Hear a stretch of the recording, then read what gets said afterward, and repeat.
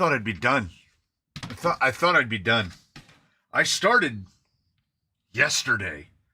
So, foolishly, I was like, it's not that bad.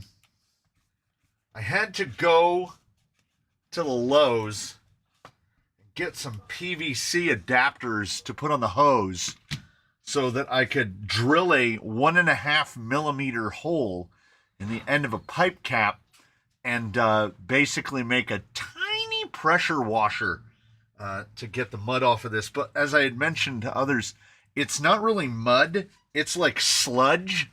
So unless you are removing it with mechanical means, it took me probably an hour and 20 minutes just to do the wheels. And like, there's still, like, wherever the spatters were, unless the water jet hit it dead on, like right that, it just... And she asks, why don't you have a mud thing?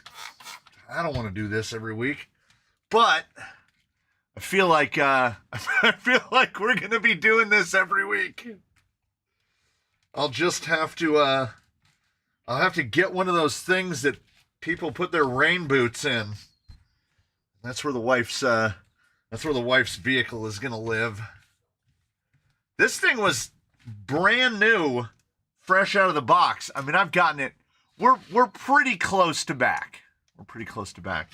But, you know, if it stayed here, it probably would be left dirtier for longer. But we're gonna get it reasonably clean. It has another run or two here before we send it off. Oh no, not low pressure wash, extreme high pressure wash. That's the beauty of the TRX4. The inner fenders worked so well, there was no dirt down the whole center column of it. It was just clean. Nothing on the top of the motor. Battery was clean. Everything was just clean. Meanwhile, the body was easy. Just pressure wash the inside and then quick detailer. Well, not specifically quick detailer. I use no rinse car wash. And you know, let's call it like it is. I feel like this is probably pretty good. It doesn't have to be spotless. It is a toy car. Here's something I never noticed. Here's a little tidbit for you. Hammer 2. At the back of the skid, there's a whole little add-on piece to rip.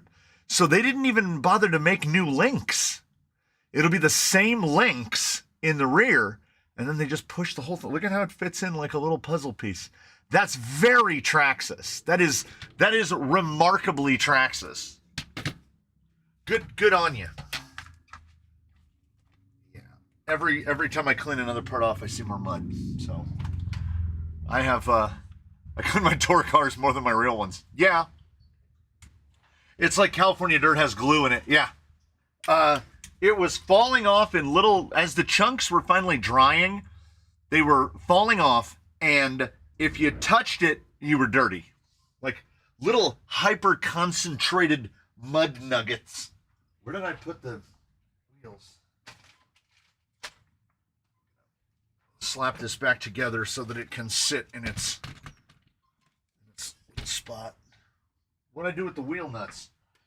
Just get new ones. I am in and out of the building over and over. I am painting the G-Wagon. Mr. Hiscock is correct. For the rear, I didn't notice that either. The rod ends have an extra little bit on them. They're just a little bit longer. Huh. Christmas party has been canceled, so I'm here. I needed more of an I put the tire on backwards. I needed more of an explanation as to why the Christmas party is happening in April. Seems That's either very late or very early. It's one of the two. What's the update on the G-Wagon? And what are we going to call it? Well, I don't know how well this will show up. This is the color. This is the color it will be. There's all those holes in the body to attach all that stuff. So when you're painting it, you're painting your hand that's outside the body as well. It is racing green, I think is what it's called. She selected the color. I have no problem with racing green as the color. The rest of it is tomorrow. That's tomorrow's episode. That's a brand new lock nut that had never had its nylon put on before. And lastly, but not leastly, it's got a couple little scratches on it. Still looking pretty good.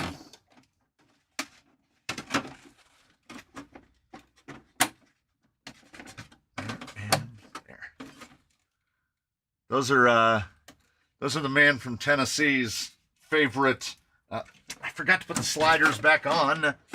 Those are his favorite wheels. Postponed from Christmas 2024 several times due to commitments. Now one of the team has kidney stones. Well, you know, the hits they keep on coming, as they say. I remember Toys R Us used to have Christmas in July. Amazon still does that. They do Prime Days. Prime Days are like midway between Black Friday and the other Black Friday, which I want to say is July-ish. Does that sound July-ish? I found the wheel nuts. They're still coated in mud, so I'm glad I went with these. You're going to put the tractor tires on for a mud run before the tuning? If I have anything to do with it, this is not going back in the mud. Is that forward or backward?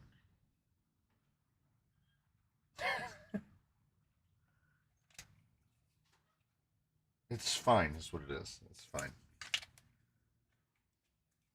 I think. It looks fine. It looks fine. Yeah, mud is fun for everyone except the guy who has to clean it. And the guy who has to clean it. Oh, hello to Italy.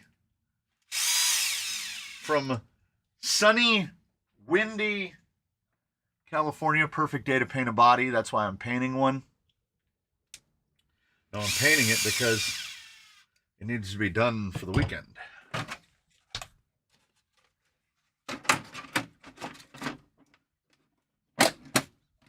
Well, it doesn't hang. I think they're supposed to go in the other way. Maybe. It looks fine. Like I'm not upset about it. It's fine. Now I gotta remember where this goes. I successfully got a couple of rigs out, and then we have more than I had before. I think I've got. I'll try to cram it into a combo. Are the screws going to need the fenders to help to hold skid plates together? No. When you're on the C channels, nothing is all out of whack, so they stay together great. I would think if I was going to do something like a servo tape, I would put a servo tape on there just to make them act more like fenders, to make it less likely that stuff is going to get all up inside it.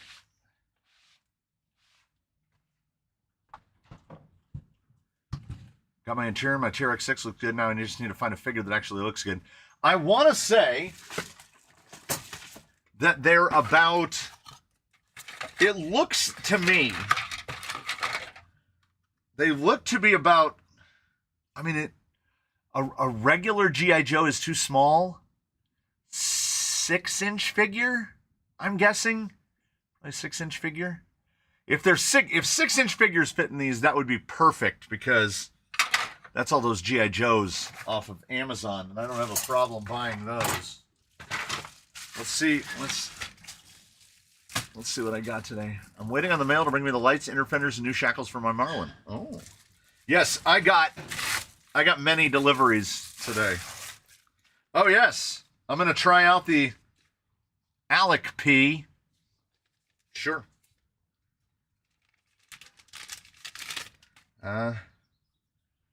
Silicone-specific glue. We're going to try cutting up some silicone inserts and seeing if we can't make we're going to see if we can just ruin some silicone inserts. Oh, this guy? We do need a vault boy. I caught that FedEx guy. He couldn't get past me. Oh, nice. These are the hexes for the G-Wagon. Not hexes, hubs. Those are the hubs for the G-Wagon. Because it's on, well, you'll see. It's on deeps. Put it on the deeps. I don't get people who put dolls in their toy trucks. Like, why not? Like, we're already, oh, this is for my kid. We're already playing with toy cars. I don't think it's I don't see any issue in putting a figure in it, especially if it's like I'll irritate one of the men from England, especially if it's something like this. This driving around without guys in it is weird. Like, oh no.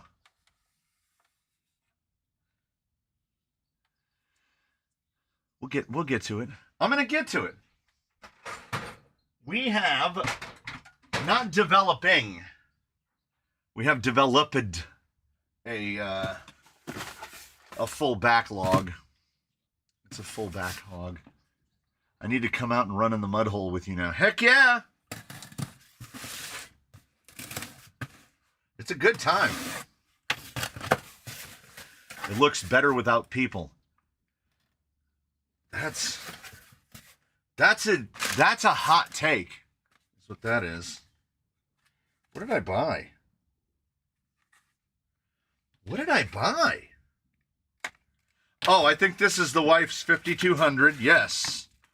Oh, so shiny. This is the 3S 5200 for the middle of her G-Wagon, which is right over here. So we'll run a 5200 and a 2200 in there. 2200 is backup, which I realize makes next to no sense.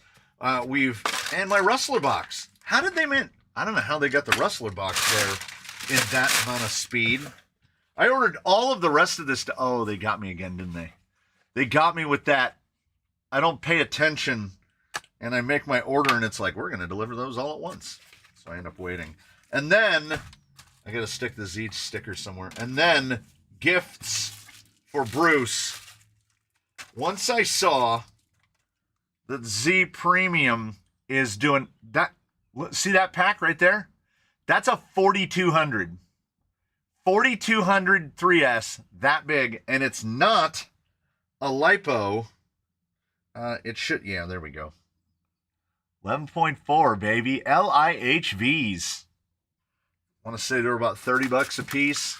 One for under the hood, one for in the back.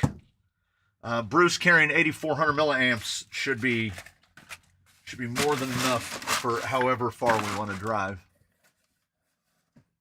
3D printed figures cost 43 cents.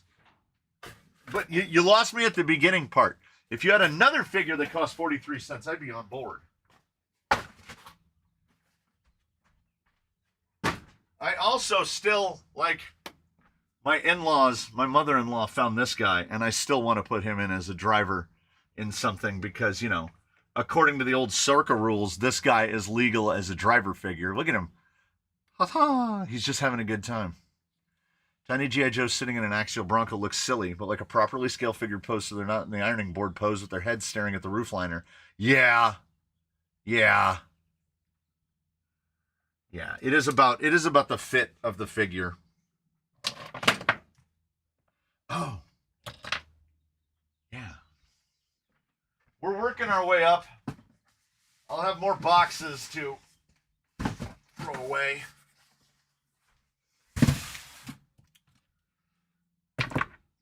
It's coincidental. If a box, he could go into zombie. That's a good idea. That's a good idea. Zombie might have to get a driver figure now. Inside that vehicle is just a bunch of empty space. Did you send me any info I needed for the rig section? Hugo, I don't know what you're talking about. Legitimately. I seem to recall you sending me a message on Instagram. I don't remember it. I've not tried one of these. I don't have enough unpainted bodies, so I got a trail walker. We'll here's why I ordered a trail walker. I don't want to open this yet. See, look how much bed there is above the top of the fender cutout. You can really carve these up because, I mean, good God. That fender well is 100 millimeters across. Like, a class 1 is going to hit that. They want you to run 393s, I guess. I need the turntable videos and some pics. Oh, yeah. Yeah, I can do that. So I plan on cutting this up. They're cheap. They're really cheap. And should be in the little bag. Yes, this is an unopening. I don't want to cut another body bag open when there's 8 unpainted bodies immediately behind Ted Lasso. And it was like $10. Bro, look at the size of those door handles for all of the body plastics. They look a little cheap, but it's fine. It's a body. And then we've got some rod ends because I keep breaking them. And then more rod ends, and some hollow balls. I only order the most fun things. The original came with 393s. Then they wondered why it didn't sell super well. Yeah. Might have been 385s even. This is going to get probably deep woods. I had deep woods in mind when I saw the body. No idea what's going to go under it. Something built. And then, sneaky peeky, cheeky breaky. We'll put Rock Claw. Is there a statute of limitations? Is there no statute of limitations? Who designed and developed in the USA rubber and glue from the USA?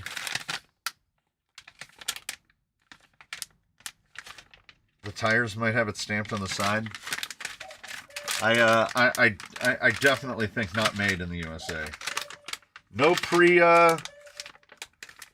pre-emboss to open these. Is it zipper bag? I don't feel a zipper. I'm gonna have to cut these open. Nope, I'll just rip it. Works. All right. First test. Oh, God. It smells like a wet cat. That should be pretty good. I opted for the super soft. Wow. UPG 10006 Class 2 High Performance 1.9 Rock Crawler 1.75 by 4.75. It just repeats in text around the sidewall. This is interesting. I'll tell you this right now. That foam looks awfully familiar. That's a Proline foam. It's got to be. We might have a problem with these. It's full Vanquish mode. I did go with the super soft. Oh my God. I gotta punch one. I don't unbag them in the quick views anyway, so we can punch one out. Yeah, the tread pattern is, I don't know, generic-ish? I don't know. Let's punch. Oh my goodness.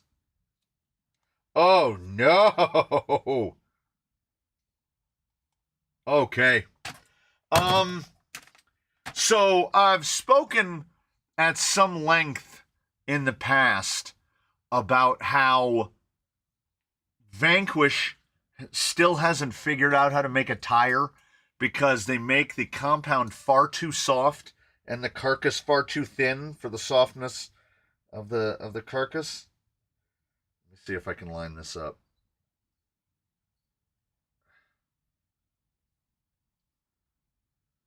Back to metric.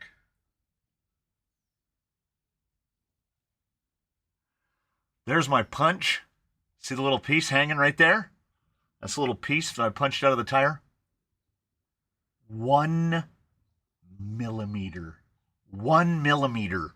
That plug of rubber came from right there. Let's see. I'll put skin behind it. There you go. 1 millimeter.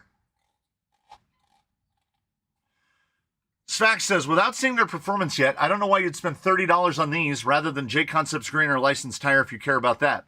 Well, I assume you're speaking in general.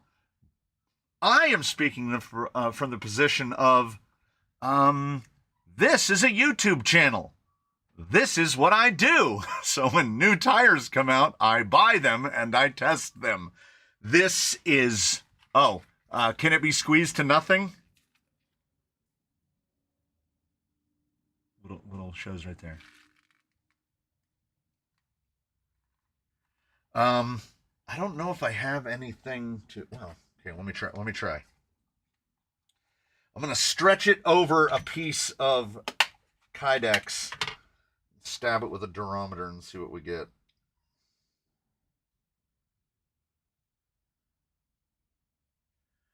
Yeah, as one would expect, soft. There's a little, I shoved a piece of Kydex in there. These aren't going to Starsky.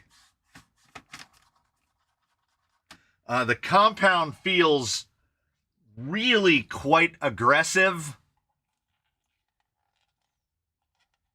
Yeah. But, gee Willikers, Batman. 1 millimeter carcass. We've got a fairly nice single beadlock ring, and at the ring, yeah, it's a millimeter, maybe a little bit over a millimeter. On stinkometry, stinky, real stinky. You can see. Look at the irregularity of the shape of the sidewall. There's nothing to help them hold shape. So for all those folks out there who are 3D print guys that print inserts, you're going to have your hands full with these because, I mean, they're taffy. I mean, these make Geolander. Oh yeah. Here's a Yoko Geolander. These make the Geolanders feel thick. You mentioned being immature in the Skull and Bones review. Speaking of, every time you say a tire is ribbed, I mentally add, for her pleasure. Yeah, that's not.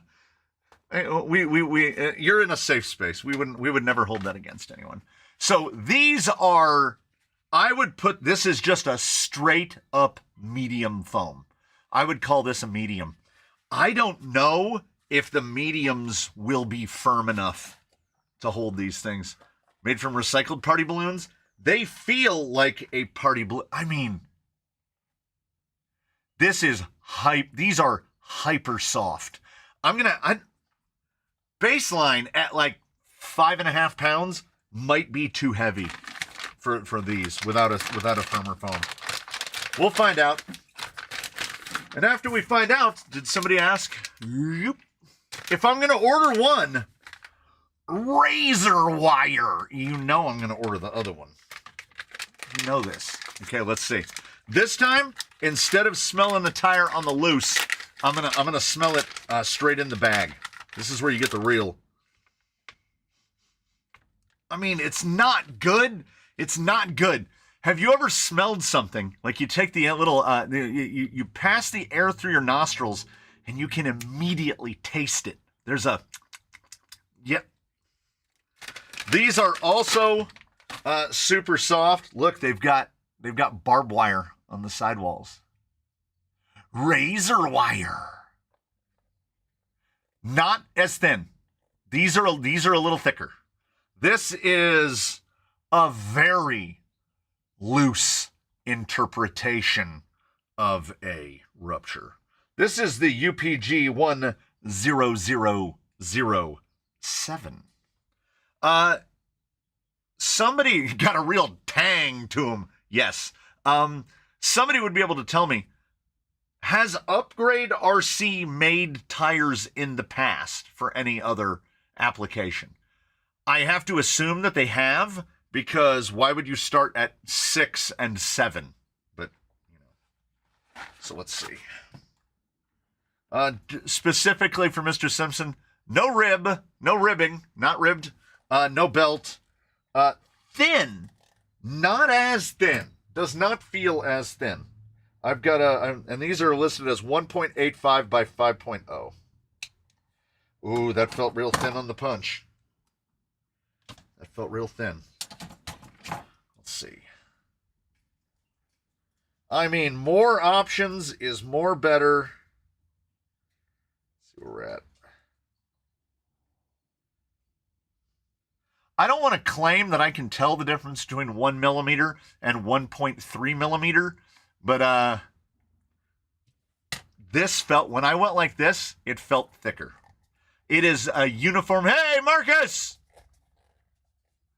Be rad. Central Oregon killed Robert Steve Gaming 22. These definitely have promise. Look at that chonky side lug. Very chonky on there. I'm wondering if Upgrade RC contracted out to AKA Tire Company to do the project. Okay. From what I've seen of products being released by Upgrade RC, I don't think they make anything.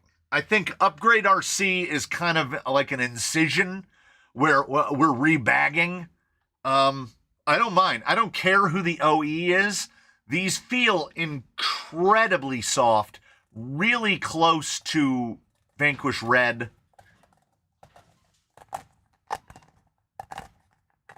So it just comes down to, and I went super soft all the way across.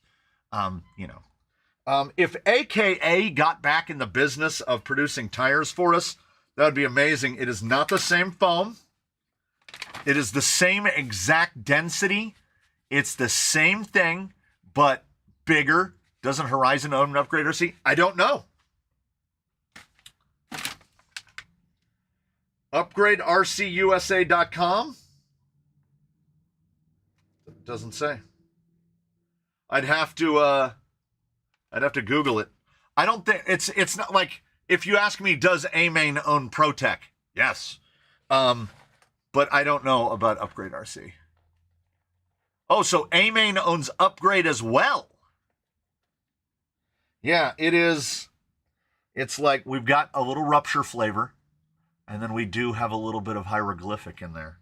I have, perhaps not overwhelmingly so, but I have hopes for these. I'm not getting them up super high, but they do feel good, and they stink. So stink is generally good, and it does. I think Mr. Truitt, where he got his AKA suspicion is that right there. But I was under the impression AKA got gobbled up by Horizon and then shuttered. God, they made good tires. It's such good tires. So, 2 pairs of razor wires, 2 pairs of rock claws. That's still odd to me. I mean, I know Losi doesn't make the rock claw anymore. That's a really good box. This is a rig shipping box right here. Proceeds to throw it across the building. They do have, ooh, little mold release. Upgrade RC would be competition for Horizon then? Yes, absolutely. I'm all for it. In full support. I do a thing. Well, I try to do a thing, which is I have 2, this place is just bins. This whole building is bins. It's just full of bins. And I have a terrible habit of throwing these into bins. It used to be hanging them on pegboards. Throwing them into bins, and then they might as well be gone forever. Oh no, I'm not even going to put my hands near my face. So now, as soon as they come in, then I don't have to, it's bad enough I have to remember what's in all the bins. Oh, I still did have a couple elements left. Not a lot, but a little. This is the stuff, this is the glamorous stuff that y'all miss out on. If you're not building a YouTube channel sized fleet of vehicles in your house or near environs, you don't have to do things like, oh, I need to check my drawers and find out which rod ends I'm running low on. And I do love these. This is my favorite rod end. The Element Enduro rod 42040. Are they the most durable? No, God, I break them all the time. But I'm a hodgepodger by nature.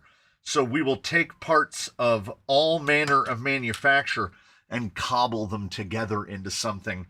And building a thing that I keep getting this close to talking about stuff that I've filmed and is uploaded and is waiting, but none of you have seen it yet. There are at least 3 vehicles in this building right now, not including the ones that I haven't started building, that no one has seen yet. So I'm like, oh yeah, like in that video that won't be up for 3 days, where I did the thing. It is wibbly wobbly and timey wimey. Beautiful day in the southeast. It's a pretty good day here today. It's about 70 degrees. A little too windy for painting, but in the grand scheme of things, as they say, what are you gonna do? You just keep doing. Where's this little sprue?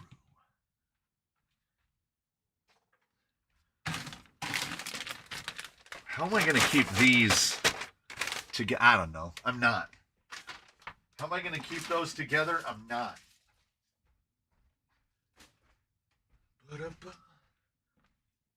What's the holdup? Just 1 video a day is the thing. Except for the days when I do 2 videos. I try to do 1. I try to keep it to 1. I was nearly out of 5.7 by 7.5, and what are they? SOR?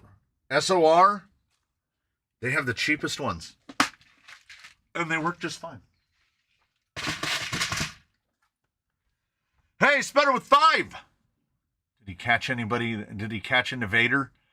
No, I've seen a lot of these names. Picked up a load of Enduro stainless links. They seem pretty decent for the money. Yeah, I haven't met a link that I was like, ugh. I just tend to go by cheap and convenient. Just got a VRD Carbon up all night Friday night building, tested and tuned it Saturday and comped it Sunday morning. First comp, second place. That's a VRD. That's a Carbon, man. The best RTR on the market. I'll put that right there. What is that? What's that? Only so many hours in a day. Yeah, you got that right. Currently, 5 builds not started. Thoughts on the new Vanquish truck? Are you talking about the new stance, aka the stance the way it should have been released from the very beginning? That is a full bore red cat move. We're going to sell it for the exact same amount of money, but we're going to give you machine gears in the axles, and we're going to give you heavier lower links. Oh, you bought a stance like a year ago? Well, to quote Shaun of the Dead, that's Vanquish right there. If you want the heavier links and the machine gears, pony up your money. It's like buying a cell phone. Once you've got that cell phone, once you're under contract to them, they who are you again? Until you're ready to come in and buy something new. I've never seen this gentleman before in my life. That is the corporate way.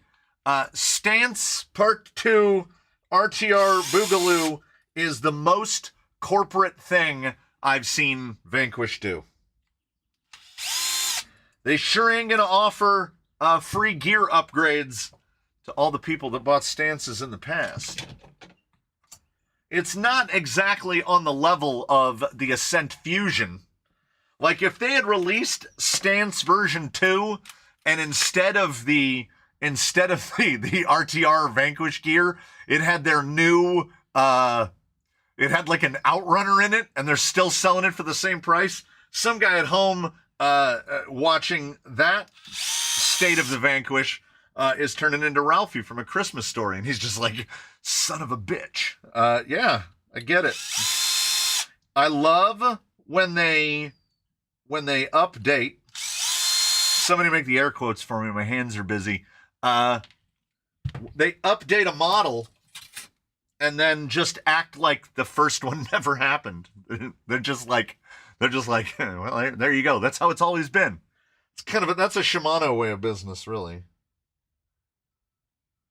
Okay, I think we still need to input the same. So input that way. Yeah. Okay. It's going to be a little off center for both chaps, but it shouldn't be a problem. Ah!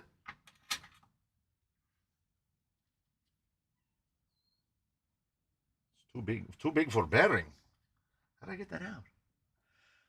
What outrunner would you recommend, or is this a favorite you like to run? If you've never done an outrunner setup, get the Secure Escape, ESC, all in caps, Escape 70 with the Secure 3625 1800 kV. It's the perfect one for starting because Wi-Fi programmability, which means you don't have to struggle bus onto the internet to find the app to make the thing work, and you don't have to worry about will the programmer work with the cable that you have. None of it. You just pair it to your phone, and then you can program it at will. It's the Secure, or you can do the Escape, the 120 amp that's on Amazon. You can do that one as well. That one is even more plug and play because I currently have 3 of them, and I've never set programmer to any of them. I buy them, I take them out of the package, I solder the motor to it, and away it goes. You can use bullets. You don't have to solder the motor to it. Small question. From watching your videos, that car stand that turns around, is that a DIY thing or something that I can find on the net? That is Susan. Susan is very much a DIY thing. Frequenters, knowers of the know, will know that yoga blocks are my choice. Yoga blocks are my choice to set vehicles on because that's maybe gone forever. Yeah, gone. So these guys Don't buy name brand car stands. Just get yoga blocks. And then if you get so inclined and you have some woodworking ability in you, you just make a little holder for yoga blocks. I like the tri-deer down. This yoga block has been around for a while. I painted something orange. I don't remember the last time I painted something orange, but I think I painted it on the block. Susan's going to wear a different coat today. And you're all here! Now, if you build one of your own, you won't get that delicious whir because I didn't use a Lazy Susan turning mechanism. I routed 2 grooves into MDF, filled those grooves with wax, and then put plastic ball bearings in it. They were originally metal, but plastic worked better. And look at that. If you have endless screw bins, okay, now don't drop this one. Sendero SE or Traxxas Sport? Traxxas Sport. All day. And I love me an Enduro SE. But for the money, it's not even an art. You saw me not put any more grease in this, right? We'll address that later. You get so much more for your money out of a sport. I mean, if they had kits of each, it would be a different story. It would be a little bit more of a toss-up. But in RTR form, all of the electronics that come with the Traxxas are absolutely usable. The XL5HB, the 2075X, and the TQ are kind of the best RTR gear that anybody's putting in anything. And the Titan 21 turn is an absolutely passable sealed can motor. Of all the sealed can motors that you can get, it's certainly the best one. So Traxxas gives you a lot of value for your money. Their upgrade path is better. You're never going to break a Traxxas ring and pinion. You will most likely shred an element ring and or pinion at some point. That's just a set. That's the thing that we're waiting for in the V2, and they haven't given it to us. Yes, upgrade path is very good for the sport. Yeah, you can turn a sport into whatever you want. Whatever you want. You can buy enough aftermarket parts to put lockers in it, put a 2-speed in it, change anything. Your choice. Enduro sells a direct bolt-on LCG chassis for it. Whatever you want to do. Whatever you want to do. Thank you for the info. I'll be working on one over here over the weekend. Might hunt the rack or some ball bearings or something. You can get little lazy. Let me see if I remember where I put it. I do. So, Shaker MT of Shaker MT fame was here, I want to say 2 weeks ago, and he commissioned that I build him a green one, and you might notice it's here because he left and forgot it. So the first of the green Susans, I don't know if the camera will pick it up. 2 might pick it up. So right down there, flashlight, flashlight, flashlight. You can purchase Lazy Susans. There it is. There's the, oh, there it is. There we go. You can purchase the little spinning mechanisms for really cheap on Amazon. These are the 4-inch Susan mechanisms. Let's get a nice spin, right? Let's get a nice spin. It was custom fitted because somehow I think I got the dimensions wrong. Because, so if we line this up end to end, what did I do? What did I do? How did I do that? So if you've ever wondered to yourself, how easy is it to cut a yoga block down on a bandsaw? It's really easy. It's really, really easy. So this is a one-of-a-kind custom. Frequenters would know the bin shed. This is part of that shed that was cut out to put the door. So this is T111 siding from the bin shed. Scrap wood on the edges. Amazon sourced mechanism. Did that Susan get a name? He left. He departed without even naming it.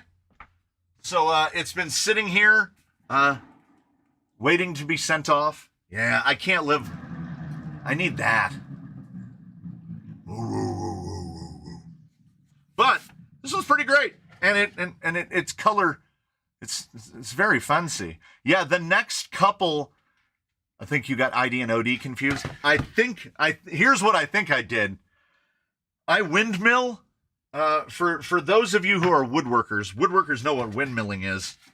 See how there's a joint here, and then when you rotate it, there's a joint here, and then when you rotate it, it's here. So instead of just butt joining, it goes, this one is to this face, this one is to this face, this one, right? Windmilling. So when you're making a square, all 4 pieces are the same size. It makes it more strength because it's harder to break it off on an axis. I think when I cut it, I cut them all the exact width of the board too small. So this is about 3/4. So it's about 3/4 of an inch too small lengthwise, but I somehow didn't cut it 3/4. I still don't know what I did. And I fell into the trap because when I made one of the blue ones that I sent out, yoga blocks do not come in the same, they're not all the same size. Like some of these fit very, very tight. I want to say it's these. I had the different, like Harlequin ones. No, that was pretty good. Some of them just go in and fall out. And I thought that I had made all my cuts wrong. I thought I'd made all my cuts wrong on the blue ones, and I made them all identical. So it wasn't me at all. This was me. But it's bespoke. It's a one of a kind. So he's got that going for him. I don't know how valuable that is. Ideas on the best way to do a mullet on my TRX4 based comp LCG rig. So I would say that the easiest way to do it would be find an SSD kit. No, it wouldn't. Replace your front axle with an AR-44. And I say this is called dovetailing. This is dovetailing nicely. I just flipped the outputs on the fake Creeper T. What I haven't done yet, so I'll have to pop out of frame momentarily to do, is I haven't drilled the other 2 holes for the FMM, but I'll do that. We can put stuff on it. Toy cars only. The blue and white block does look like a giant eraser. So this chassis, this is the bundle of consonants. This is the same chassis that's in yellow. We're going to use this rando hole right down here to do that hole. But then we're going to have to drill a hole through the carbon for the second hole. It looks like it's going to line up just nice. But I'm going to do it rubbing style. I just need to find I'm going to go make sure my wife's G-Wagon didn't just blow away. Did you use your Chinese measuring tape? I might have. I don't oh man, there's stuff everywhere.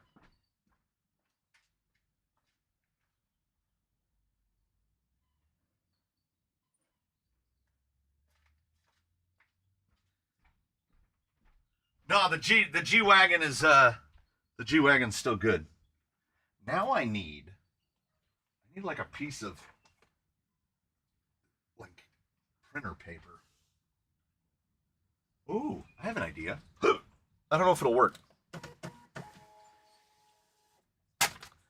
They are incredibly handy, aren't they? Just having one around. Get a Susan in your life, you know? Okay, I only want to have to try to drill these holes one time. That's the that's the dream. That's living the dream.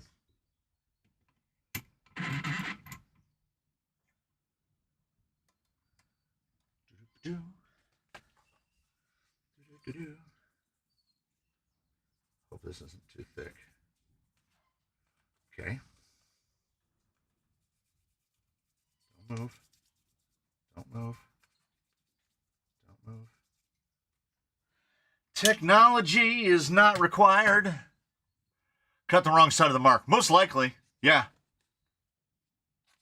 Luckily, it's a lot easier to chop 3/4 of an inch off of a foam block than it is to cut some back onto all the wood that you just cut. So I opted for that.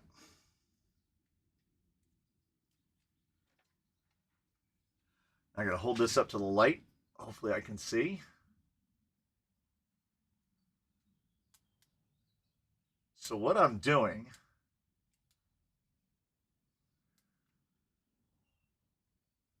should have punched a hole in it first. I recognize that now.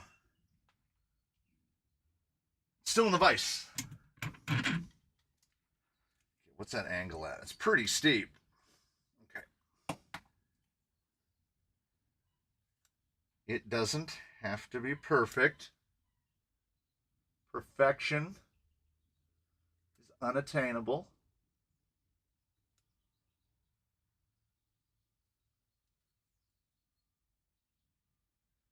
I think that is pretty good. Okay, it might have a squidge of an angle on it, so we just line it up with that hole. Ooh, maybe not lined up well enough. Pretty close. We're gonna ship it. We're gonna grip it and we're gonna rip it. That's how we're gonna do. We're gonna do a punchy. Pow.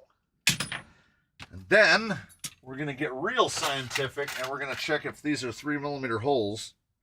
They are not, because that 3mm bit won't fit. So I'll just re-drill them. How's that sound? Sounds good. Sounds great. All right, I'm gonna drill. We're gonna go advanced woodworker tactics here. Flexible clamps. Do some flexible clamps.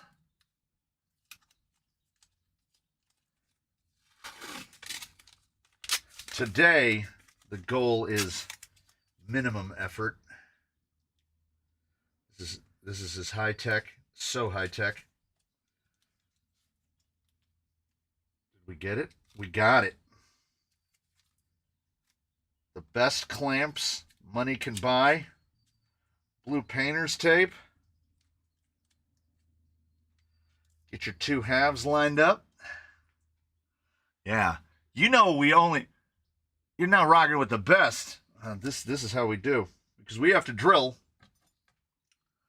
one hole if only the 25-foot iPhone cable had worked. It did not. But if it had, oh, what a day it would be. I don't know if you can hear me. Actually, the microphone's not that far away from me. It's like I'm at the end of a long hallway. I told myself to drill these, and then I started cleaning that TRX4 instead.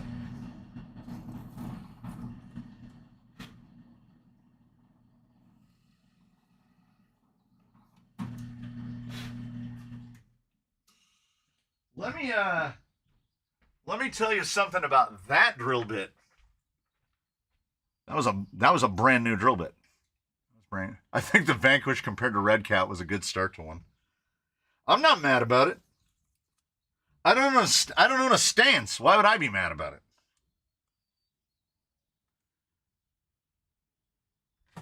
Well, I mean, it's not unprecedented. They did the same thing with the Phoenix and the Fordyce. The Phoenix came with machine gears and the Fordyce didn't. So they never made a Fordyce kit. Instead, they decided to nerf it and make the VS410 Builders Kit and sell it at a premium. And then they decided to nerf the Phoenix Kit and sell the Blattity Blue Blah, or whatever they call it.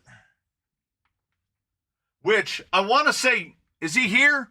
Somebody said that they were on the Vanquish Whatia and won either an H10 kit or the new Phoenix, whatever they were calling it, VS410 Portal Builders Kit. I sat and I was like, what would I do? Like, what would I take of those two? Which one can I make more stuff out of? Because I'm not going to build either of the things. I'm not going to build another Phoenix. I'm certainly not going to build an H10. Now let's do stainless. We're having a real stainless kick building things out of stainless. Also, these big long screws are stainless, so we'll stick to it. I'm betting it's not 100% real carbon. Carbon fiber is exceptionally cheap if you don't have a bunch of government regulations controlling how you manufacture it. So it does not cost the manufacturers over in China a whole lot of money to make carbon fiber. Carbon fiber is really easy to make. It's just fiberglass with a little bit more steps. And it's not particularly expensive to create either.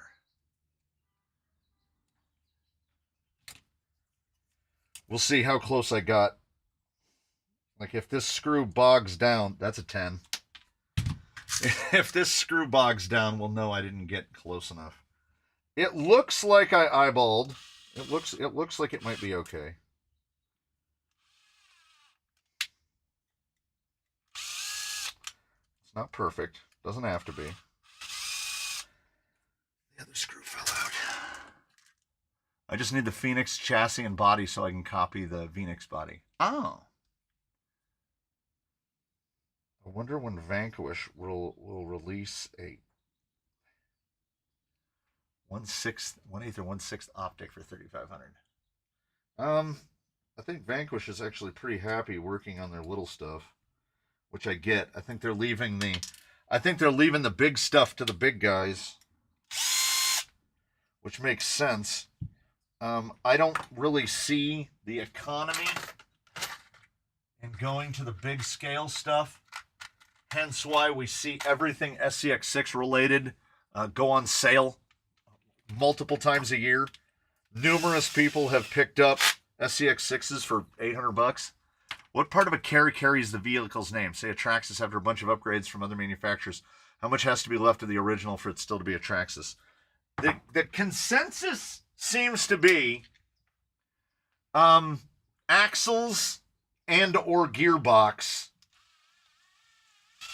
Like, say you have some off-road vehicle of some sort. Like, let's look at it from a 1-1 perspective. If you have a Jeep and you put like big Ford 9-inch axles on it, still a Jeep, right? So I don't know if we can go by chassis, because if we go by chassis, then you are whatever chassis you put it on. Oh yes, Mr. Saxton won it. Man, I stared at that question for a while, trying to figure out what I would do. I would like to do a build off of the H10s, because they do intrigue me a bit. But I do love an F10 Portal. So you've got a real Sophie's choice to make there. We make high temp carbon washers at work. Our resin is $500 a gallon. Epoxy resin is cheap by comparison. Yeah. This is carbon. This is carbon that you would be very comfortable not entrusting your life to. I got my hole off center by about 0.2 of a millimeter. And as such, I can't even get the screws through the chassis. I got the thing level-ish.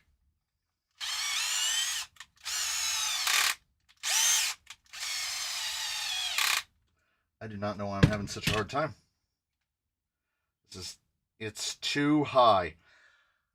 I'm off center by about, oh man, I would say 0.2 of a millimeter, 0.2 millimeters. It is what it is. I can fix that with a Dremel. I might be able to do it right now. Do you do any 24th stuff? Absolutely not. Absolutely not. This is, as I've said on the internets, this is a 10th scale house. And we use that term very loosely. A UTB 18 passes because it's really more about a 12th scale size, and it's not about scale. It's about what side. I moved this camera and it's really weird. I'm used to being like, I feel like I'm out of frame. Okay. Here's hoping we don't knock out the whole internet. Wait, let's just go to this one. I can do this via preview. It just does not look right. Right there. Something doesn't look right to me today. All right, let's see. There, hey! It was like two. Focus is going a little weird. All right. Oh, nobody noticed. Somebody has usually yelled at me by now. I guess if you just keep ranting the whole time, they know it's still running. What transmission can I use with TRX4 axles beside the stock TRX4 transmission? Whatever you want. Literally anything you want. Yeah, I am going to turn it into an oval hole. I'm going to do that. I got... The bottom hole seems like it needs to be where it needs to be. But the upper hole, I tried to re-drill it by cheating the drill down a little bit. I'm building... Oh, by the way, somebody asked what's on the bench. This is the next one I give away. This is the 3 million views build. Oh, Nando, Stealth X is my choice. Stealth X. Stealth X with TRX4 axles. If you want to run 4S on something, if you want to experiment running with 4S, if you have some high KV motors that you don't have anything to use them on, some 2500s, 2800s, Stealth X and TRX4 axles. You'll get into this like 85, 90 to 1 final drive. It's really a bit of a treat to have that much mechanical advantage. All the gear reductions. It's really nice. That's what I did with my 6x6 conversion. Have you ever tried making your own carbon fiber chassis? Yes, I've made carbon fiber chassis in the past, and I hate it. I absolutely loathe it. Working with carbon fiber, you can see the black already forming on me from drilling a couple holes. It's disgusting. Carbon fiber is basically like working with really hard dirt. Dirt made out of fish hooks that will try to kill you at every opportunity. If you're sanding or using any kind of rotary cutting machines to work on carbon fiber, it's going to put the dust in the air is actually shaped like little fish hooks. They go into your lungs, they hook you up, and they give you mesothelioma. Just work with aluminum. Aluminum is inexpensive. It's easy to work with. I call it silver butter. And the weight savings, if this exact rail was aluminum, it would be about 2 ounces heavier. So, yeah, carbon fiber is absolutely like asbestos. That's why it's really inexpensive to get these from China, but very expensive to get them in places like America, where they concern themselves with trivialities like workplace safety. Workplace safety is not a running issue in Chinese manufacturing. I don't want to have to work with it. I don't want to have to go through all that trouble to save the minimum amount of weight that it's going to save. So I just choose not to work with carbon. Except, like, I'll make some small pieces out of carbon here and there because I don't mind wearing the PPE. I don't mind wearing the respirator for a minute or two. So for that, it's fine. My rig I'm building is Stealth X and Air 44 is going to be 56.5 front and 62.5 rear. Yeah. Are we doing a skating into April giveaway? My goal is to give one rig away in April. Just the one.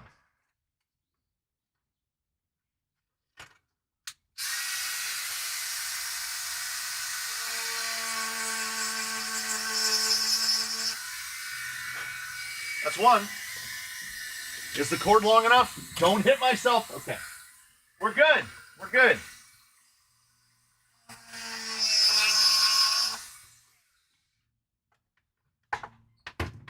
Like that amount of time is about the length of time that I'm okay machining on carbon fiber. How's the axle width spreadsheet coming along? I wasn't the guy doing that. I don't know. I don't know what that guy is. I don't know what that guy's doing. If that guy's still doing it, if that guy finishes a list, we can absolutely put it on the website.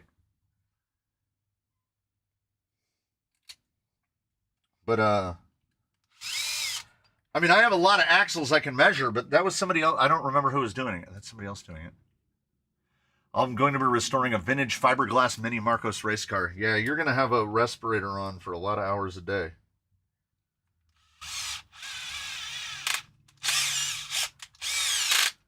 Okay, I had to have roughed the threads in that. There's no way that doesn't clear.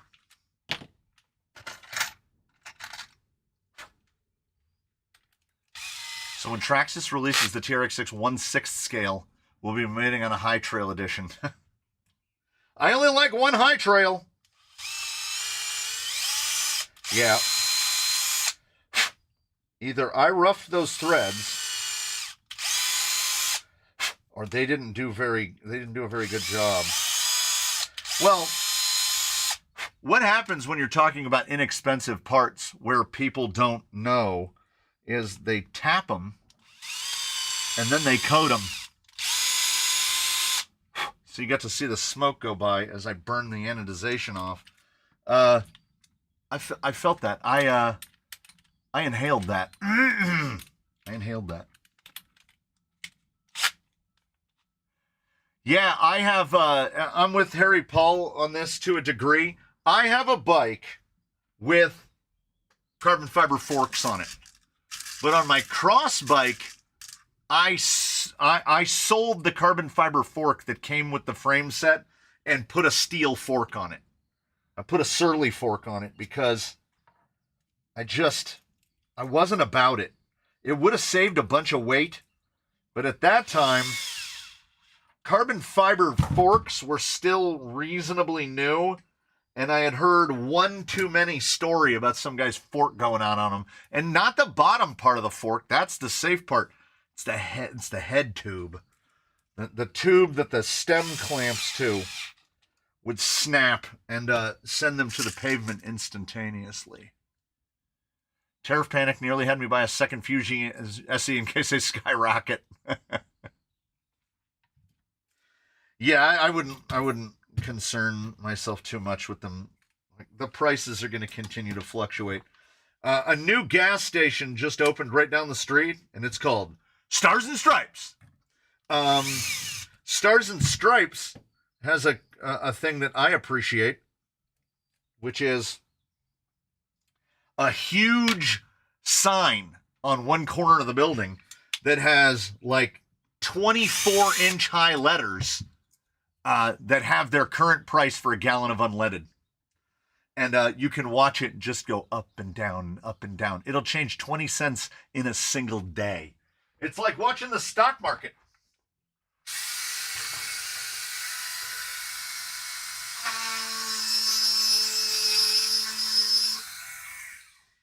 Drilled two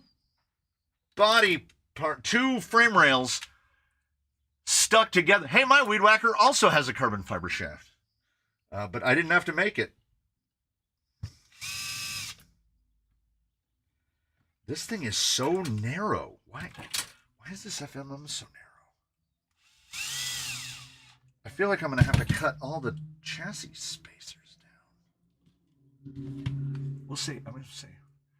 I think the White Rovers are getting phased out. They show discontinued. I'm not surprised.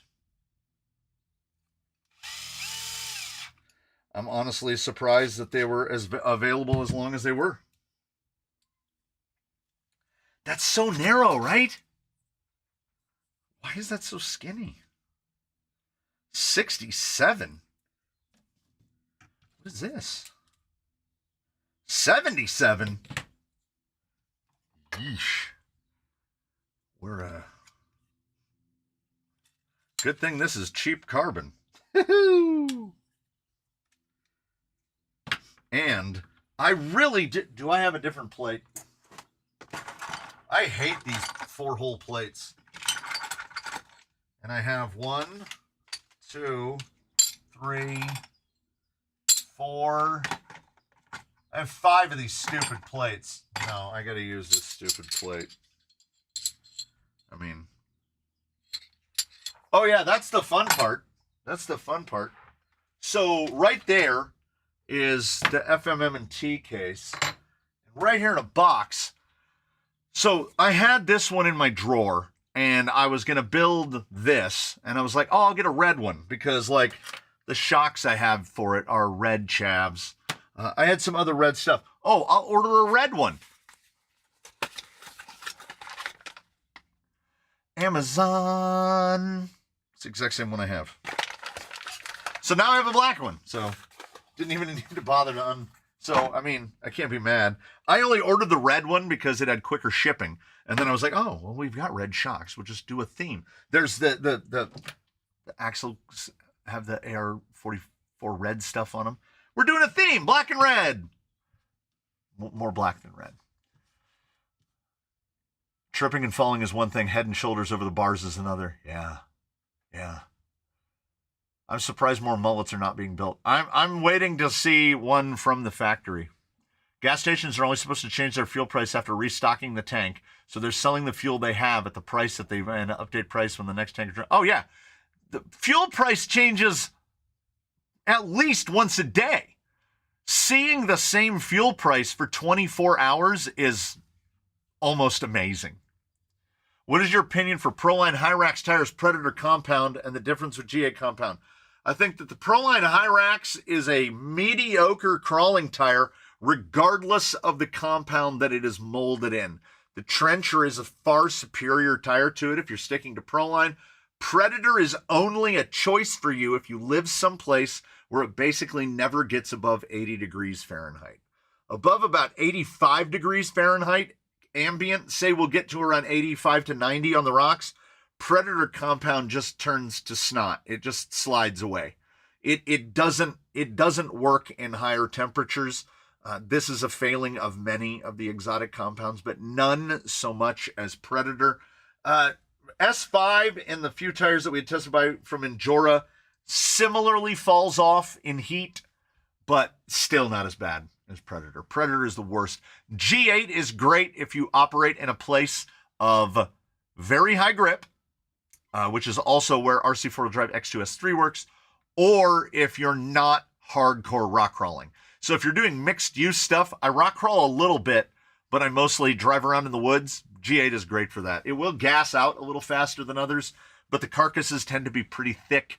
I have a set of G8 Trepidors on my trail rig, and they have over 10 miles on them, and they have no wear on them. Zero visible wear from 10 miles of driving.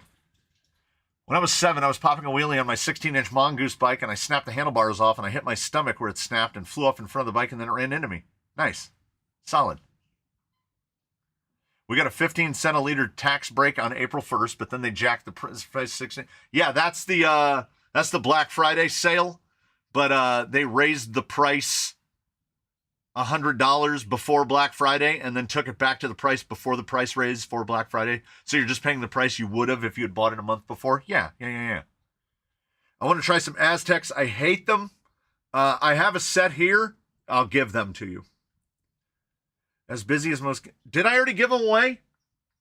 Did I already give the Aztecs away? I don't want to promise you Aztecs if I already gave them away. I might have already given them away. Well, when we went through the whole tire hullabaloo, I might have given them away already. as busy as most Cali gas stations are, I wouldn't think they'd be getting new tanks in any time but at night. Costco fuel is so busy. Sometimes they get more than one truck a day. Truck a day. A typical gas station on the corner will get gas around between once every 3 weeks and once a month. Does X2SS also have that temp fall off? It does, but it comes in higher and it isn't as bad. They don't just turn into grease. Used to brake bikes for a living? Yeah. G8 does surprisingly well when it's damp or wet. I'll agree. It's not that it does surprisingly well. It's that the performance doesn't fall off the way you would think it would. They just kind of act the same. Don't remember me giving away the Aztecs. They're not on. Let me see if I can lean it. They're not up there. I don't see them up there. But so I will check my bin. I have a tire bin. Nope. There's a set of growlers in here. And a set of Duratrax Approach. I had to have given them away because I don't see them anywhere. And wait, well, let me check. No, I changed his tires. They were on Eddie. And he did so bad in the finals of Crawl Olympics, I took the tires off immediately. I don't know where they are. If I find them, I will send them to you. If I already gave them away, I already gave them away. I still think Vanquish Red is the best dedicated creek tire. It's the only compound I have found that is actually better when it's wet than when it's dry. If you never allowed your VXT2s to get dry, amazing. Amazing. But, you know, if you're using them in any sort of normal environment, inexcusable. 10 Pro straights front and H10 Vanquish portal rear. I'm assuming you mean F10 because they don't make an H10 portal. But, yeah, it would be. Well, don't shoot me anything for shipping until I find them. I don't. They should be. I keep looking. Now, I might have. Where? If I gave them away, somebody would remember. I mean, that's no guarantee that they're here. But I feel like he still had them on when I was giving all those tires away. Now, as concerned as usually. I remember you gave them away. Curtis Austin remembers I gave them away. They're awful. They're truly, truly awful. Now, mine were G8. If you're in a Predator environment, Predator might treat you different.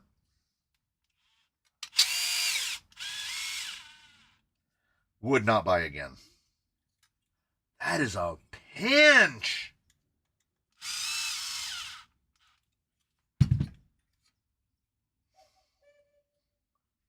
Huh. I actually got this a little bit past. I got this a little bit past vertical, but I think it's going to work out for us. I'm waiting for some extremely cheap VXT2s to pop up. I gave away multiple sets. At least 2 sets, maybe 3 sets. They were the least performing of all of the Vanquish Red compound tires that I experienced.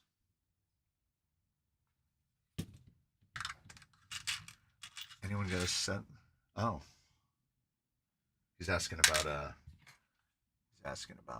Aztecs. Greetings, MKRC builds. Welcome to the shenaniganery, where we do shenanigans all day long. I'm not going to worry about drive shafts yet. We've already. Oh, what compound are the fossils on Buffalo Bill? They are supposedly Duratrax C3. The same as all of the other Duratrax tires, but we all have this sneaking suspicion that Proline is the OE on fossils, so they may well be G8 or something approximating G8. Yeah, Duratrax doesn't do really. It was just C3, what they called soft. Heard those Pitbull growlers are suited for small-scale rigs. Pitbull, for whatever reason, we have speculated, but still don't know. Pitbull does not do well here in Southern California. It really does not. I don't know why. And it's only the Comp and Alien, because I had the Pitbull Rock Beast, what are they, XORs? The 2230 short course ones. Amazing. Some of my favorite tires of all time.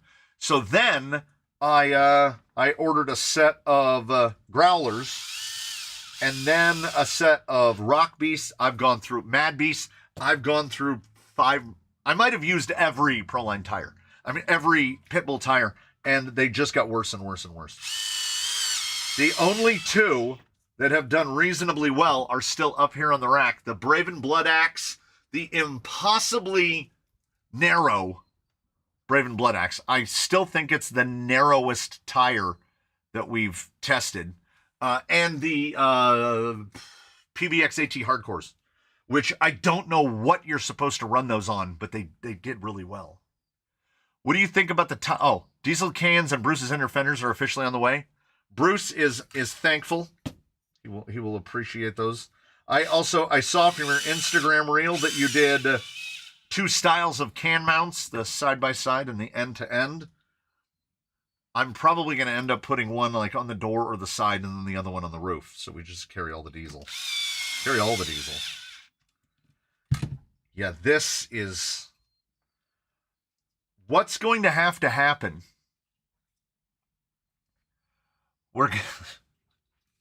I'm going to have to put spacers on that FMM because I fully intend. I might have to put spacers on that FMM. We're not going to commit to anything because, yeah, I mean, you can see it bow back out. Why is that FMM so narrow? I don't know if this is going to, I mean, maybe we're going to pick wheelbase. The chassis is I think it's Rizixel or Wizixel, bundle of consonants. RXI XYL, something like that. Amazon, usually about $65. That's the same one that's on Yella. It's my most viewed video. If you just sort my videos by views, it's the top one. What about the fake tusk? Do you still have them? I have 2 sets. Because I missed it, can you recap the chassis you're working on today? Oh, same question. You know what? I can find out for sure. I will go to my own YouTube channel, which is sometimes the only way I can find things. Content. Views. Now it's doing that thing where the white bar goes like this, where it's like confused, even though I just opened this window. I wasn't, I don't even know if I was doing, yeah, I wasn't even, YFGXFXF. I wasn't even doing affiliate links at the time. How long back ago is that? It just broke 40K. That's a lot for me. That's a lot of views for me. 40,000? That video's been up forever. Jeez. October 26, 2022.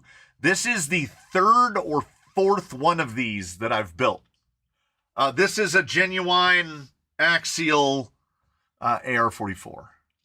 This was I'm trying to remember who this was on. Somebody that got swapped to Diamond Pros. This was their axle. It's got brass C-hubs, no name SOA adapter. And then, of course, those in the know will know you saw YFGXFXF was my college nickname. That's fantastic. It's the little things in life, you know. Those who watched me reverto the Creeper T so that it's feeding minus 30 to the front, the rear axle is this guy right here. It's a professional mullet. Someone, maybe in the chat, was kind enough to send me a TRX6 rear axle. And I was like, sweet, less work. And then I set the axles down and I did the thing where you turn the pinion. Like this pinion, if I rotate it towards myself, the axle turns in the forward direction, right? See what we're doing? We turn this way. So counterclockwise to go forward. This is a TRX4 rear axle, and if I turn it towards myself, it goes forward. So when I grabbed the TRX6 axle, it was rotating the opposite direction. So AR44, so this is my first time doing this.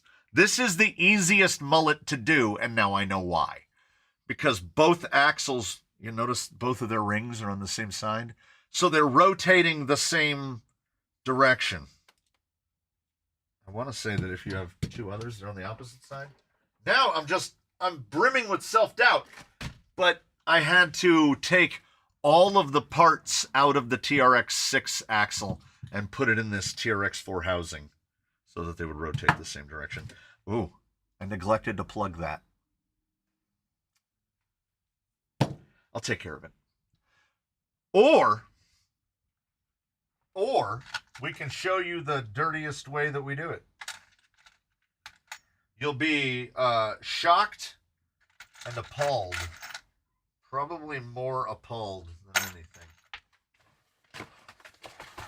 It's like, it has to be. There are 5 upcoming tire tests. Yeah, speaking to that, the fake Tusk, the Fusk, still stands as the only straight out clone tire worth buying. Like, this thing moved rapidly onto the list of tire worth buying.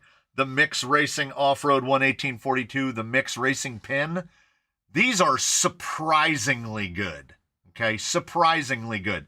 But they're not a clone or a knockoff. They just made themselves a pin tire. Enduro doesn't classify. They don't knock tires off anymore. They were reselling those Hyrax clones under a variety of names for years and years.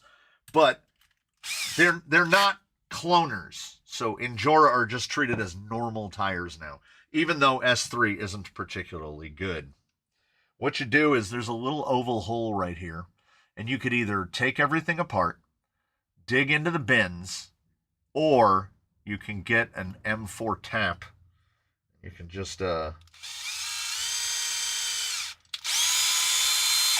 an M4 tap into that.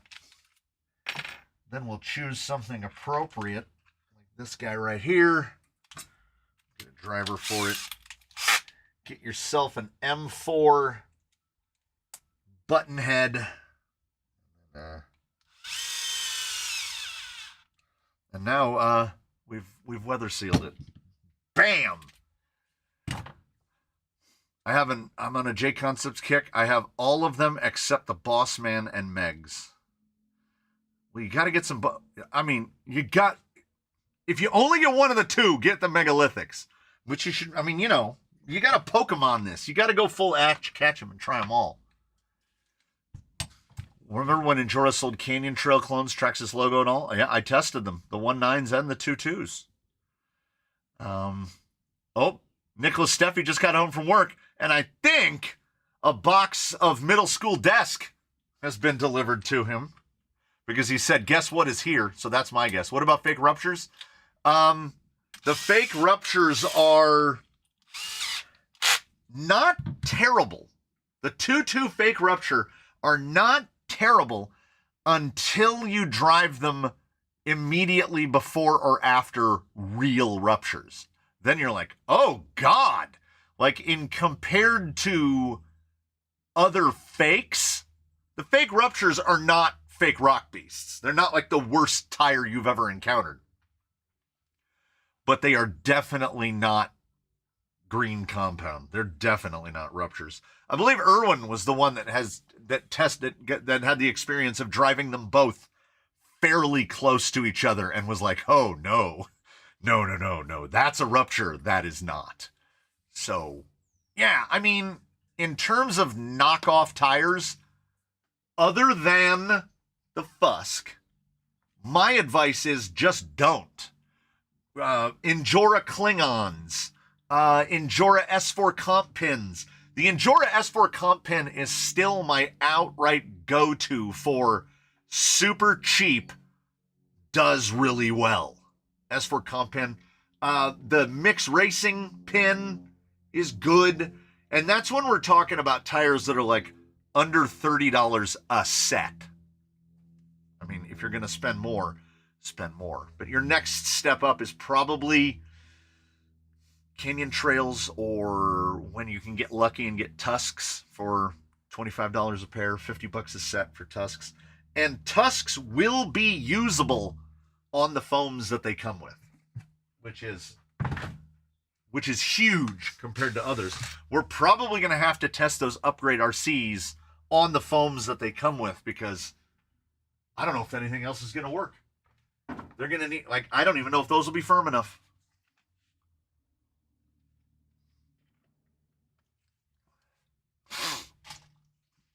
Yes, I do have, do I have Fling Kings?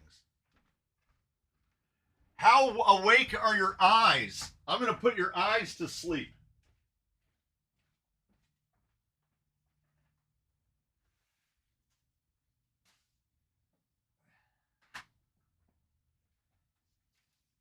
So, I'll wait till I get closer. So, those who have been to one or two of these before remember my buddy who drives a heavy loader was bugging me, and he was like, "Why don't you build me one of those? Why don't you build me one of those?" So that went on for like 2 years. So I built this thing, which was an absolute blast. This is a TRX4, all TRX4 up in the middles.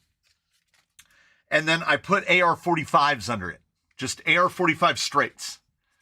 It is actually not as comically fast. And of course, Fling Kings with Enduro greens in them. It was not as comically fast as I thought it would be. Desert Lizards. It was not as comically fast as I thought it would be, but it is quite fast.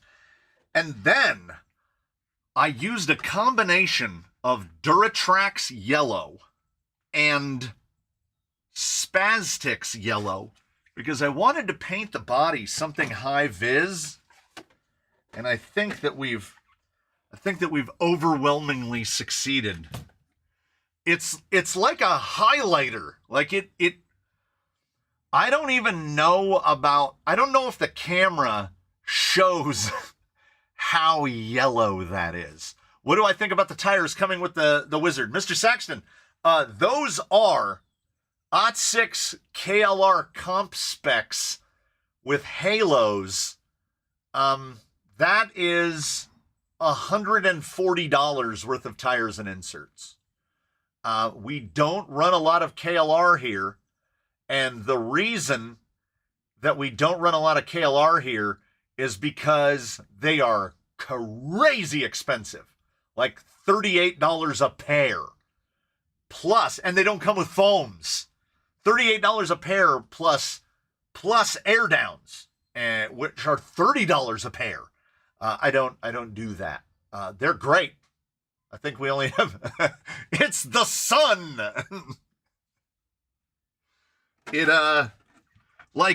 Look how it just blows it out because I backed it with white.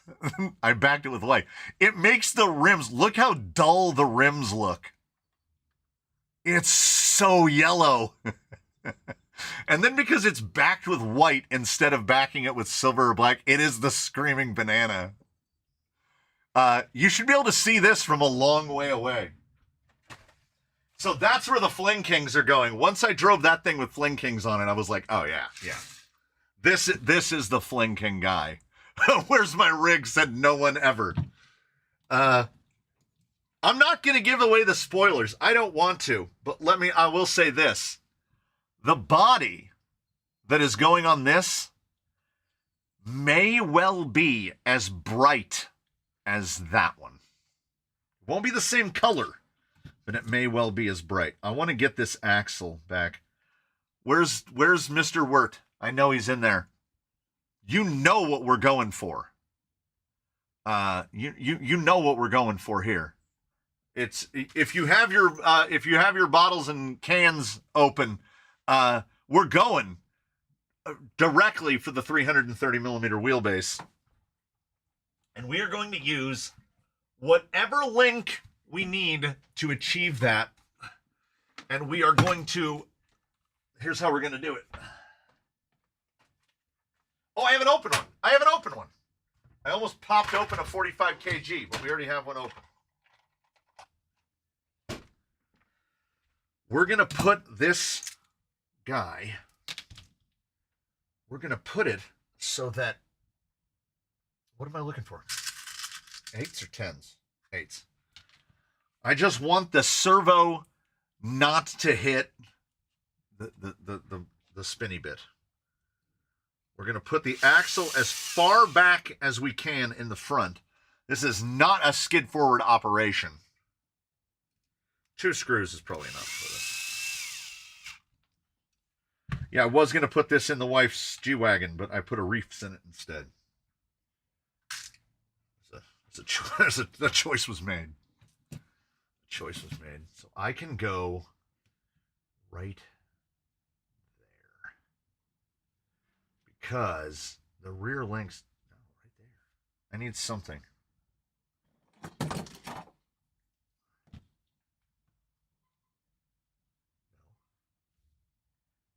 Okay, nobody move. Nobody move, it'll fall over.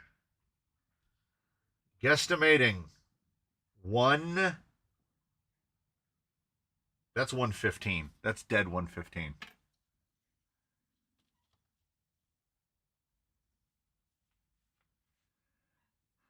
Go for a nice 333 wheelbase so the numbers match. 330 by 330. Ooh! I might have to rename the stream. I might have to rename this week's installment as 330 by 330. We're also going to make a small effort to use, bear with me, all the same rod ends all the way. And I already forgot the whole reason I opened up my channel thing. I distracted myself was I checked it this morning. That's not the same. No, it is. It's just a different color. I checked it this morning and we are at, okay, we're not doing screen sharing, so you won't hear this. That's good. You won't hear this. We click that. Oh, it just shows my live on the thing. More. 2,995,125 channel views. So I said I was going to give one away for 3 million. I'm giving this one away for 3 million. We're giving away the mullet. All the usual rules will apply. You got to be here. You got to be a member. Maybe next week. But it depends on what approach I use to attack the backlog. Obviously, tire tests are coming up. We have the installments of series that are already in operation. Wednesday is reserved for Wheel and Wednesday. Basically, not to give too much away, the next video that I record, whatever video goes onto the memory cards next, is next Saturday's video. I'm not used to this. I'm usually operating like 2 days out, 3 days out. I'm getting up to where I'm 7 days out, and I have full. Y'all remember last week, BRX02? There's a BRX02 out there sealed in a box. The guy sent in that tiny little RGT sitting in a box. This build, the wife's build, Sputter Crawlers build under the bench. The Toyota build for the blind guy's buddy Wes. We've got build Chuck Hurley's. It came from the Workbench 48 is underway. I still need to work on the Jeep. It's starting to get a little bit like this, like options overload is happening. I'm gonna have to. I do love a tire test though, because I am virtually mindless when I do a tire test. I just, God, 85. It's always 85. So ask me the rhetorical question. How many 85 millimeter links do you have? None. I already know. I don't even have to look in the drawers. Like an 80 would even help. 70. I got one pair of 90s.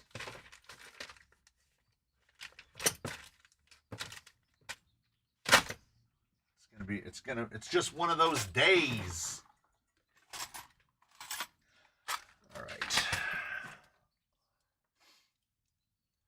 Good to have some backlog. Yeah, I did say something about you. I said I need to get to cutting your chassis rails.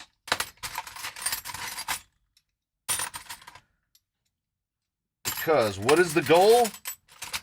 We know what the goal is. The goal is don't make the links. Don't make the links 10 times. 90. I have so many 90s. Okay. All right. If I find a pair of 90s, we'll just do the 90s. That's a 95.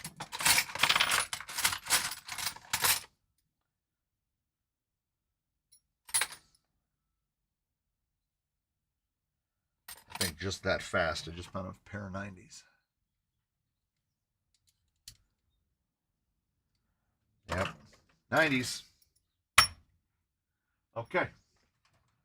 So, you might all avoid having to drink because we might end up over. We might end up over. Because if I'm going to do 120 lowers in the front, I would like to be at least 145 rear link. Is a 2 to 9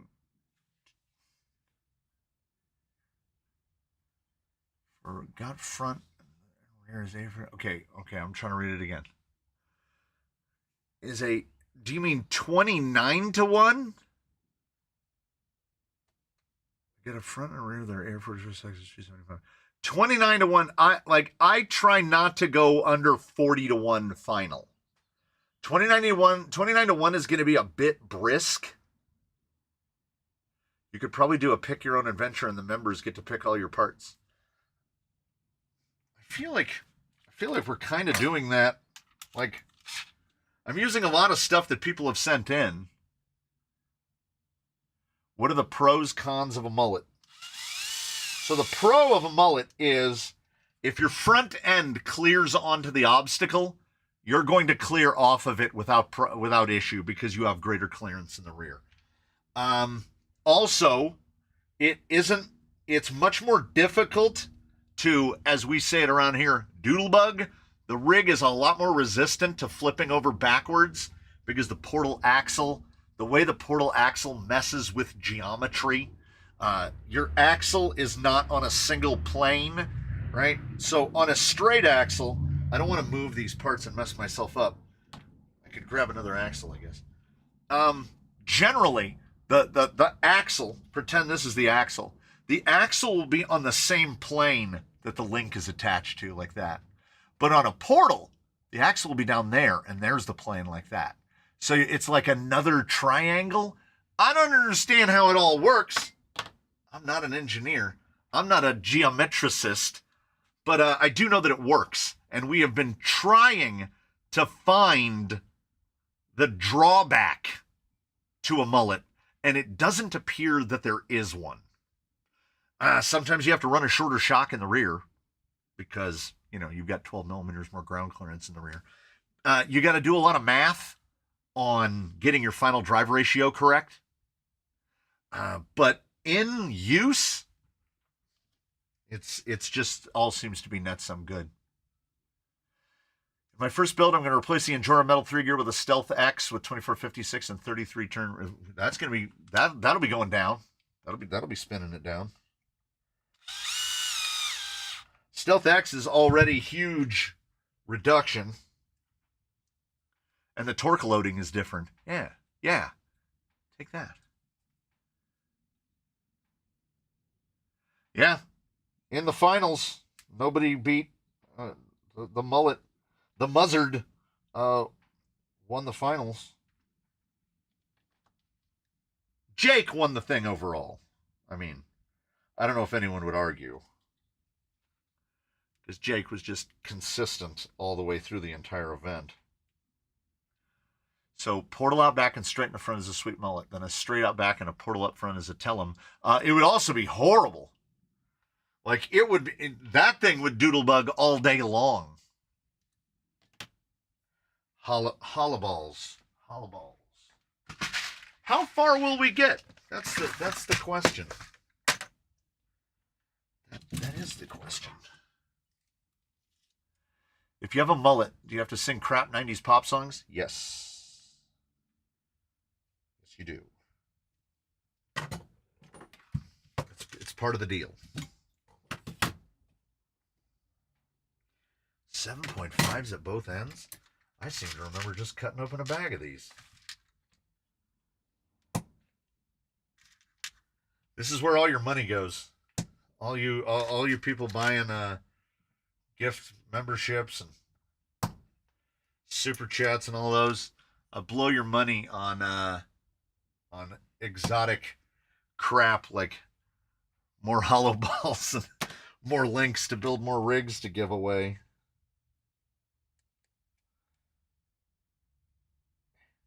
I hope I had some 16s. I do. Rolling in a 93 IROC Z. Watch out, ladies. Yeah, lots of green today. My Scottsdale I'm building is a Mullet F10 straight front and Mias portal rear. I have a drawer full of AR-44 rears because I keep using them for Mullet fronts.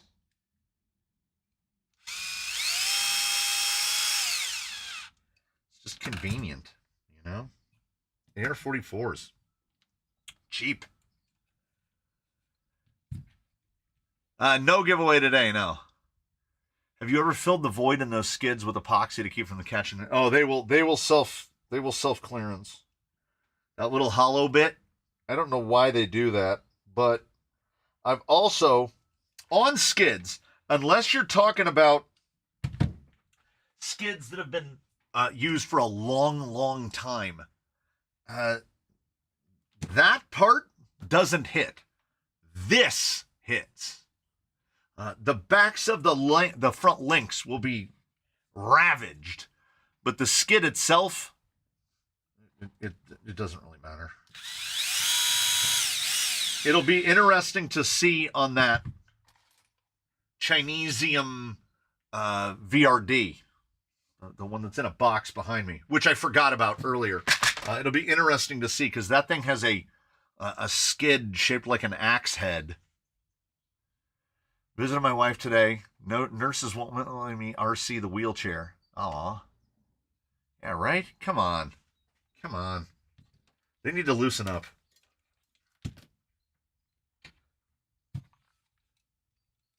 I love driving my IFS2 Mullet. Wow. Muddle in the back and independent in the front. 13 memberships today, 11 gifted. So 2 people bought memberships. Nice. We'll see how long they stay. It'll be nice. I've actually, you can thank YouTube. I started making actual members content. Before I was doing it a couple times a year at most. Oh, good Lord. There's so much pinch that I can feel the carbon pressing back against.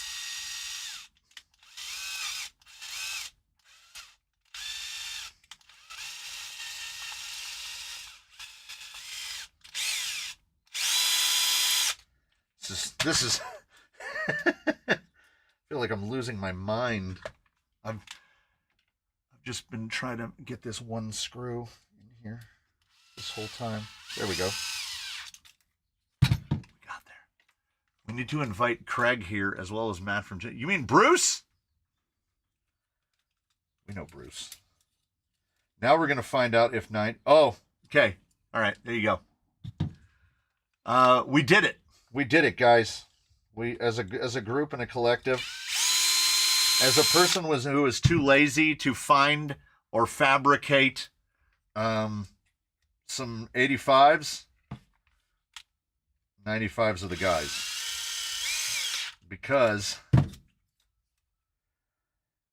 this servo, because of the triangulation, this servo now clears the front of that by about, I'd want it right about there, by about 5 millimeters. So we would have probably been touching it.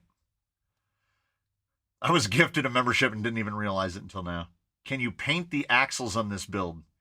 You could. I wouldn't recommend to anyone to paint their axles because they'll look great right up until the first minute you drive it on the rocks. Then they're going to look terrible because it is going to scrape that paint off. What you need to do is get on the phone to Axial and request that they make natural nylon axle housings.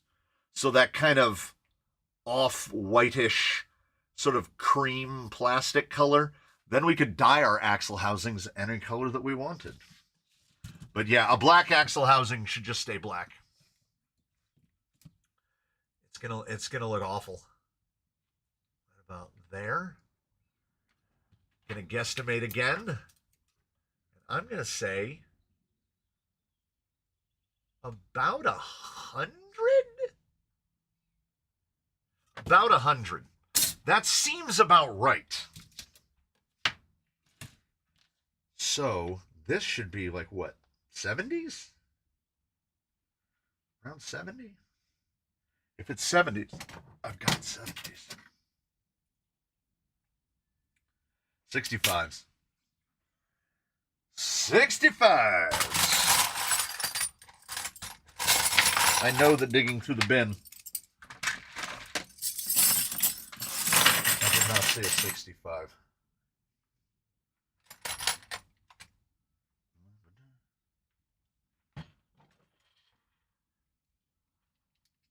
So my $10 a month or whatever my highest tier is goes exactly towards what I do for myself. Fiddly small parts to build more trucks. Got it. I'm on board. Yep, that's you pretty much summed it up. Yeah, that's what goes on around here. Make more. Let me guess. 70. Okay, 70.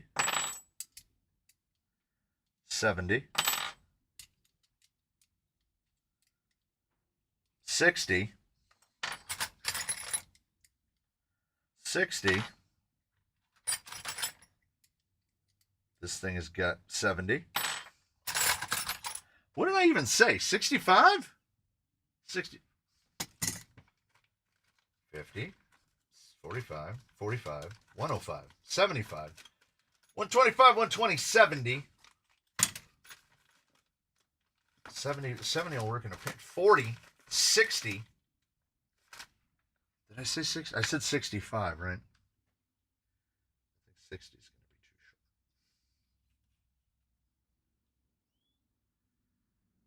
Yeah, it's 65 closer to 70. Let's just try 70. Hey, I see Mr. Freeze. Is that a new one up there? No, I've had that Mr. Freeze since my kids were real small. Batman the Animated Series.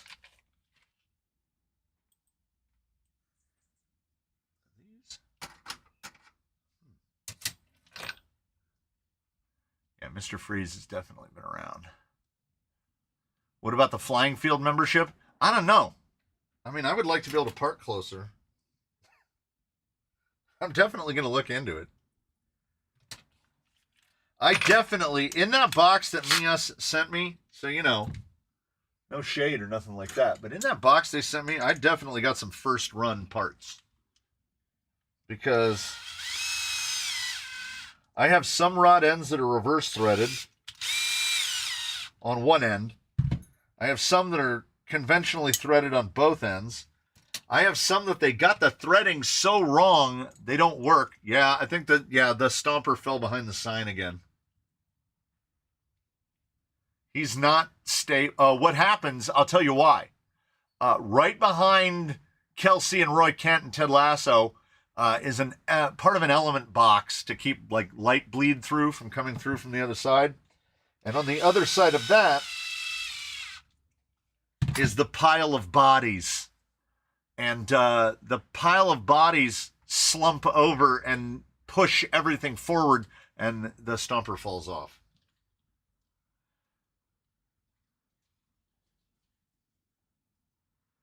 So we've been 2 weeks into trailing to the RCU airport. How the wife liking the idea of trailing while getting her steps in. She's having a grand time. You can't keep her out of the mud. She got me to jump the line on everybody and build her a rig. You know, there are rigs that have been underway for a lot longer, but you know how that goes. As soon as she said, you should build me a G-Wagon, I was like, G-Wagon, got it. And and I built that. I refuse to recognize that Arnold Schwarzenegger ever played Mr. Freeze. The Mr. Freeze from the animated episode, from the animated series, the one with the snow globe, is like Mr. Freeze of the animated series is one of the best villains ever in any piece of cinema of any kind, because we like, you know what we like? We like a villain that has a reason. We like a villain, you know, everybody is behind old Marvin Heemeyer because, you know, he armored up a bulldozer and ran over the town. Heemeyer had a lot of problems, okay? Mr. Freeze was a villain for all the right reasons, if that makes sense to anyone. And anyone who's ever been pushed around will kind of understand, you know, by the government or whomever would get it. Like, if anybody had a justifiable thing, it was Mr. Freeze from the animated series. Is a G-Wagon... there's only one way to do a G-Wagon. Because there's only one company that sells the body. So you have, well, no. Yeah, there's just one. Yeah. Traxxas makes the G500, and that's it.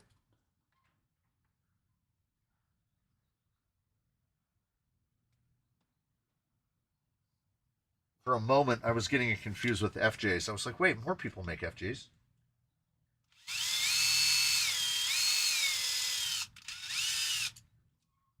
So I thought the High Trail looked pretty good scale-wise up against Bruce. So I think the G-Wagon will look pretty good scale-wise as well. And honestly, the G-Wagon was a fortunate pick because I can build that. There's one long screw. Yikong makes a knockoff. I know Yikong does they do a Defender. They might do a G-Wagon. When an RC car body is completely trashed beyond sensible repair, does that make it a corpse? Could. I'll accept Jack Nicholson as the Joker, even though he didn't play the best Joker. Yeah. Everybody except old Leto has done a pretty good Joker. Leto tried to get to, I don't know, methody? I don't know, however you want to describe it. Let's start right there. Should be 14s.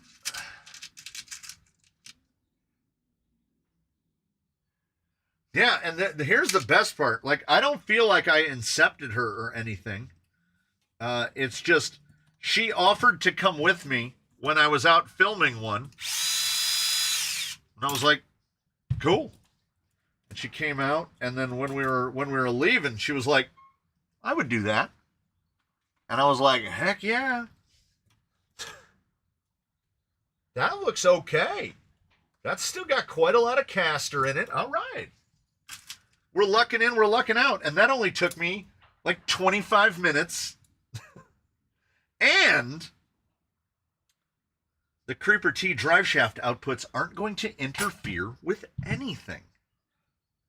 Huzzah. What are we building, by the way? Mullet? Yes, we are building a mullet. We're building the 3 million. We're building Mullet 3 million.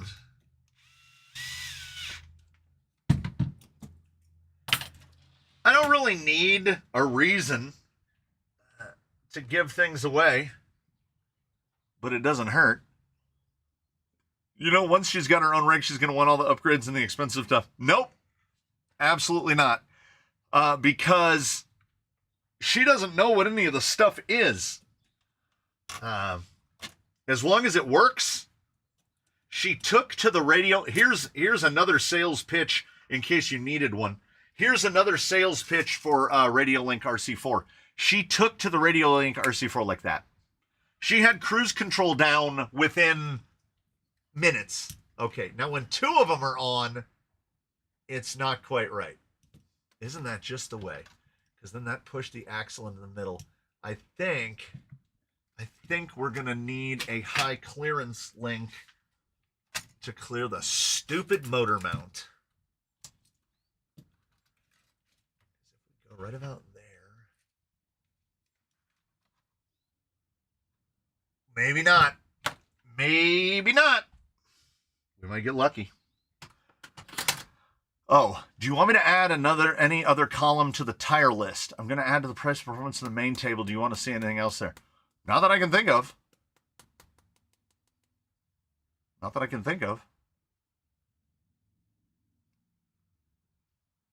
3 million follower. I wish. No, I don't. I take that back. I don't wish.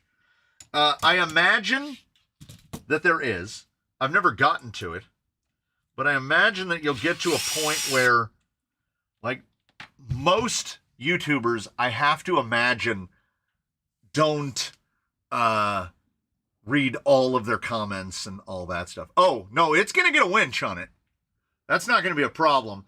I put a winch bumper on it, so it's already ready for a winch. She's not... Okay, damn it. Look, you people. Okay. Here's to give you an idea of where we're starting on the combos. Is we're going full G-Wagon action. And she had approval on all the pieces. Canyon RTs, 22s, 475s. Like, I mean, come on. You can see that on a G-Wagon that never spends any time off-road, right? We get the full chrome lip turbines on the 22s. It's nice. It's nice. It's going to be nice.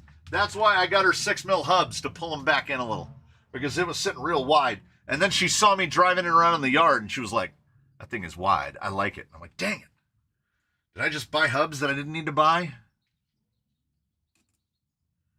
Of course not, no spinner. She has class. Also, we would do floaters. Floaters would be all right. Okay. I'll do anything I can not to have to make these links again. I think I've made that fairly obvious. If we only have to make each link one time, I feel like we cheated someone. Yeah, every hole on this chassis is slightly undersized, just under 3 millimeters.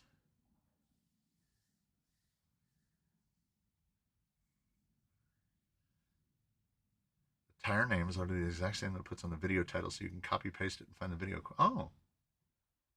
Oh! Ooh, okay. Hugo, all right. You asked if you wanted another column. If you put the column up to put the hyperlink to the video, we could do that. I'll hunt him down. We could hunt him down. Somebody could hunt him down. But that's not a bad idea, right? Somebody has to be on board with that. Because then you could look at the tire list and say, oh, I've never seen that video. I go watch that video.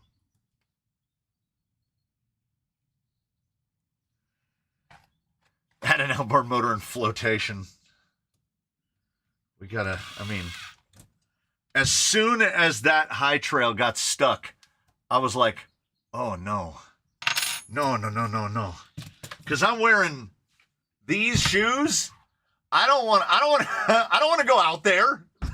I don't want to go into that slurpy mud. I didn't have my tall boots on that day. I don't want to have to wear wellies to take the wife out trailing. What is your profession? Meaning, like, what did I get my higher education in? What do I do now? Oh, that's perfect. What's hitting? What am I hearing? Oh, okay, I see it. Would probably be a little, we just popped those hollow balls in, so it's pretty okay. I'll go on menu and call it pretty okay, but as anticipated, we can't even settle at ride height with that straight link on the upper. Because that FMMs, man. FMMs are a real pain.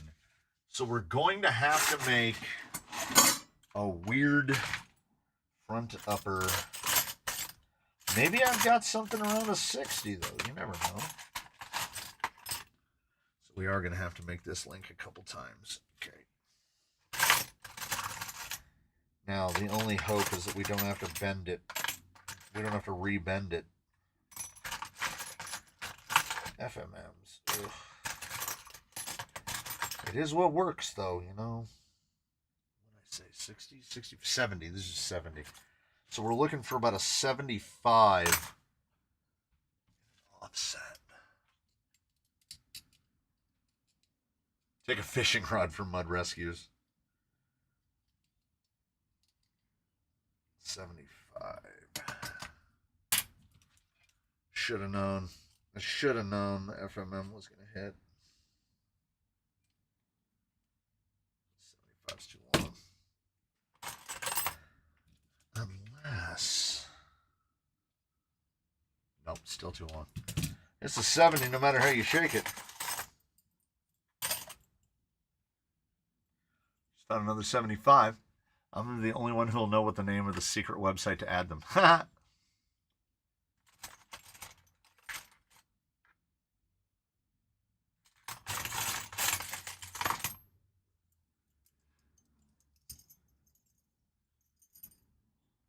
It's just the same. We're just doing the same dance.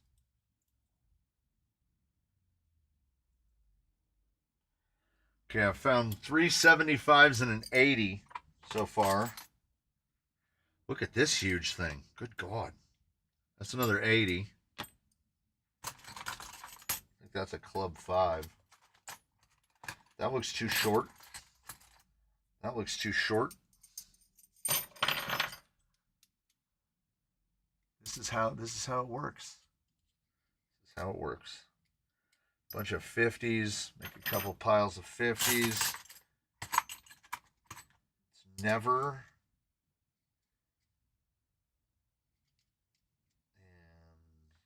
Another 80. It's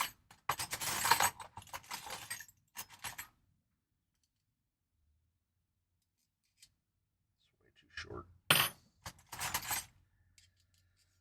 And it's another 80. What ends up happening is you'll either find it or you will relent. It's another 80. Am I full-time YouTube? I am full-time. I'm full-time YouTube. Video every day. There's another 80. 80. That looks like an 85 or a 90. 85.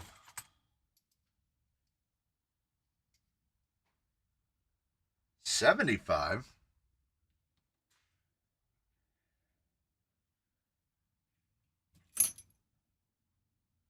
$75 is going to be too long.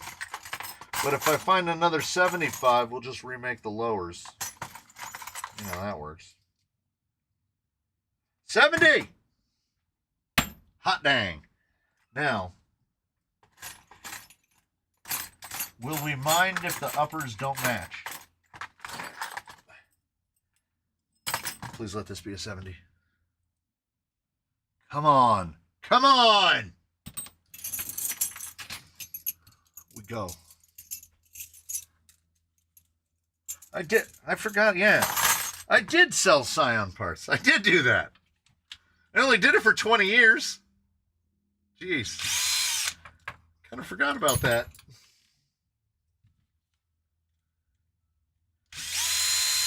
My youngest has expressed interest to learn how to drive a manual transmission. Believe it or not, I'm getting mellower in my old age. I might actually be able to do it. That's a lot of maybes. That's a lot of conditionals in that. But we'll see what happens. Oh, Irwin's going to bed. Stay out of trouble.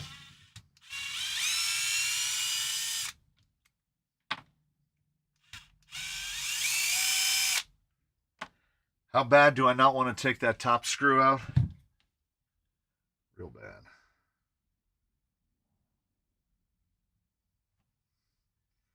And I think, yeah.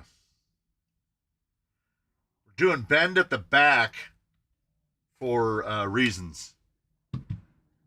Because I want, man, to clear this. It's the only reason we're going high clearance. We're going high clearance for the ultimate high clearance reason, which is a straight link won't fit. Hey. My Subaru is the first non-manual transmission I've ever had. Every car I'd ever owned was a manual. Learned to drive on a manual. Drove for years and years on a manual. I think it should be mandatory.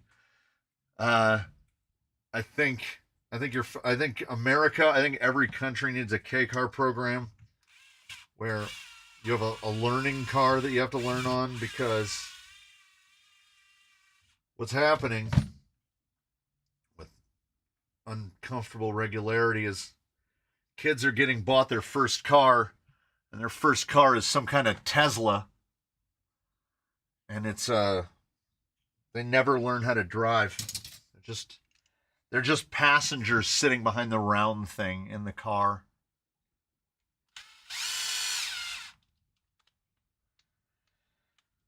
And then, every time I'm on the road and there's some idiot doing something idiotic, every single time when you get beside them to pass them, they're looking down at their phone in their hand. You know who can't do that? People driving a manual. Because you need both hands and both feet to operate the vehicle.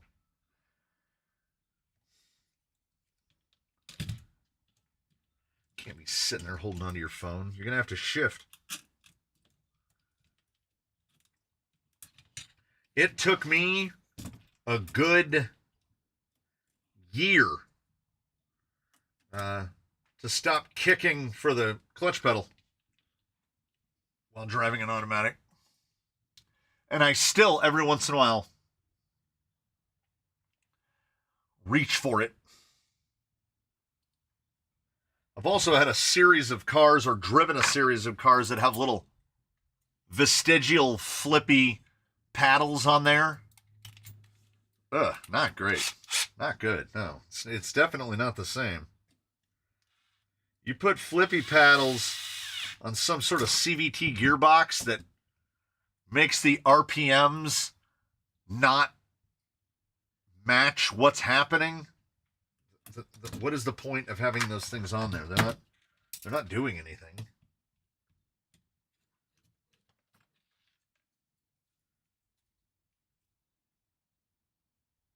Okay, now that's too much pinion angle. So these are slightly longer.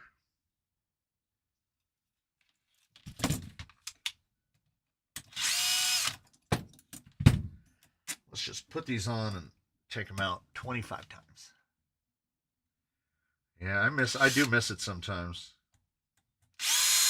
And then, whenever I'm having that moment where I'm missing, when you panic stop and catch the whole brake pedal with your clutch foot, yeah, everybody like launches forward in the car. Yeah, I'm not saying I've done that.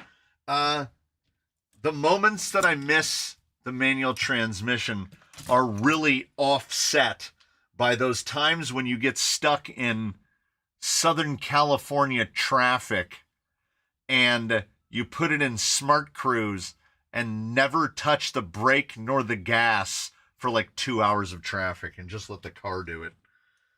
It's great. Smart Cruise is where it's at. You should try and learn the other way around. Foot on the brake instead of clutch and shift into park. You come to a stop pretty quickly.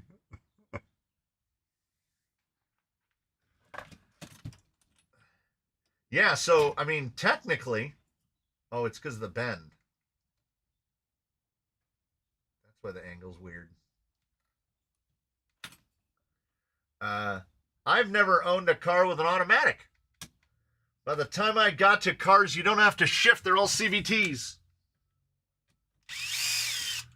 The wife's new car, space car, 2025 Corolla hybrid, has the, what I would call not messing around CVT.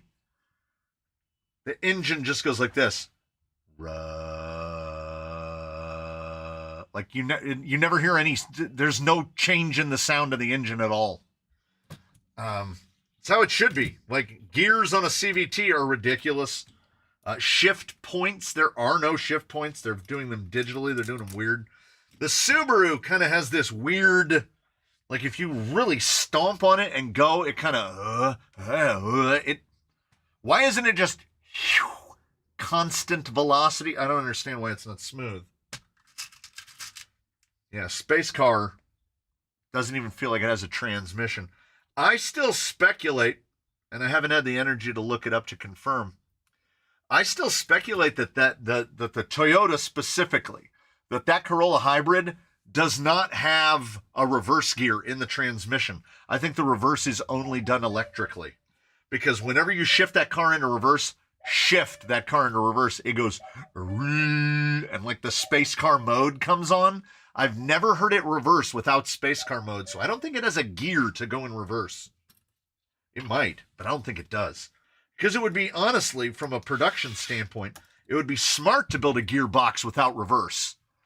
Because then your CVT doesn't have to go backwards. You just use electric to go backwards. For all I know, that could be how... Hey, look at that. That just got it. Just got it. That motor's going to be real low. I think I know what I'm going to put on this. I think I just figured it out just now. You know what? Let's bolt some unbuilt. These shocks are either empty or filled with mineral oil. So these need built. They are not built. But I want to smack them on here so I can get an idea of where it's going to sit. And then it'll almost feel like we've built a front end. We can also go to the lower mount position. This is the higher mount position. Always start with the higher mount position and adjust your way down. So I don't have to worry about putting these on right side up or upside down because they have to come right off. penalty for reversing. Oh, it doesn't have a gear. It's all electronic. Nice. That was my suspicion. Because it only goes when it goes into reverse. Those cars is complicated. I'm glad I do not have to work on those things. I also spent some of your channel money on those big, is it K&K? The big bundle bags of K&K spacers. I go through them so, oh my God, I go through them so fast. I think I need 20s for this. Boy, the fit and finish on all of these low dollar parts is chef's kiss all the way. Like you can feel the threads scraping through everything as you put it together. Okay, I'm going to choose way wrong, and we're going to have to thread this on and unthread this a couple times. Let's just guesstimate right about there. Yeah, let's start there. You could run a long shock on this because we're cobbling. We're not building anything. We're making something. The fewer parts I have to fabricate, the better. God, none of these holes. 3 mil tight in every one. I think you're right about the reverse in a Toyota. My mother-in-law has a hybrid Avalon in reverse. It sounds just like her Tesla. Yeah. Can you read my last messages and tell me what you think? Listen to this guy who's like working and stuff. It's exhausting. So I'm going to make a secondary table for the price performance, the same as it is right now. Position, score, price performance, anything else. And add the link to the main list. I think I'm going to remove the extra notes column. It would make the main list too long. Sounds good to me. Sounds good to me. Get some GTRs.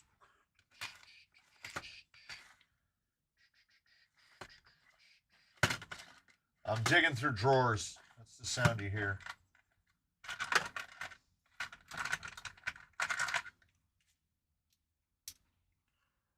GTRs.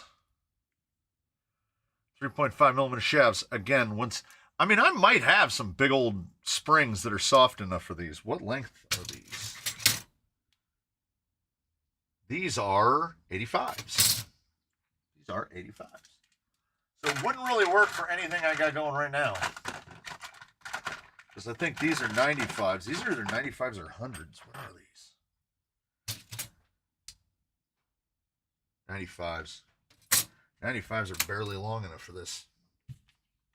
Probably do 100s. I just want to see that servo cycle up and down to see if it's going to clear the chassis rails. Still got to find a tie rod for it, drag link for it. No, you know what? We're going to be just fine on the narrowness.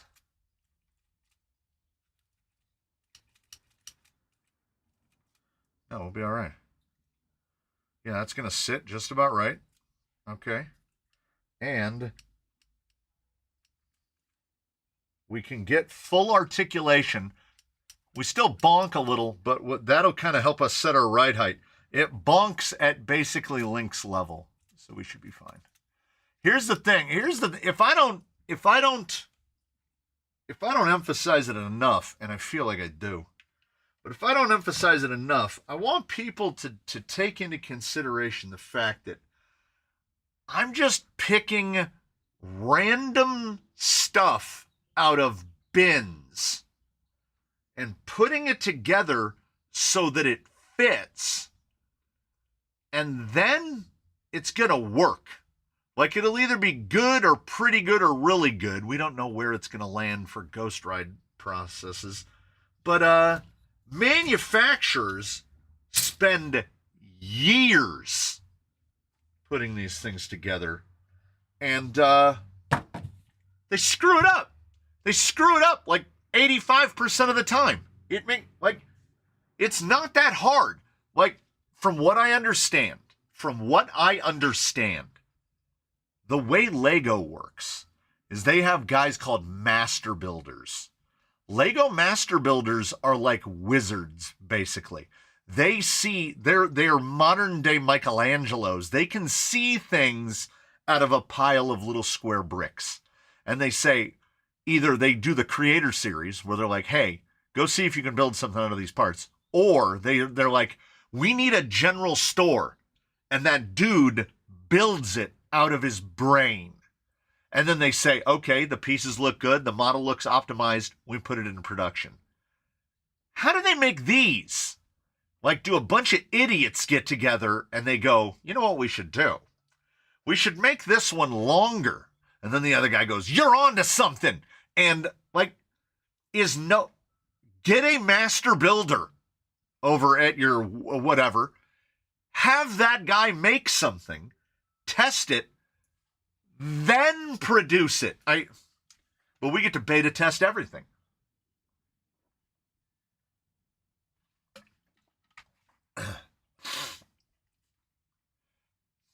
Okay, look. Whatever that is on the chat thing, whatever that is with the post HTML, I don't want to see that. That's why you're here. So I don't have to see that. I bet Red Cat comes out with a Komodo crawler that kills the Gillimoo for half the price. They can't take Komodo. Gmaid's already got Komodo.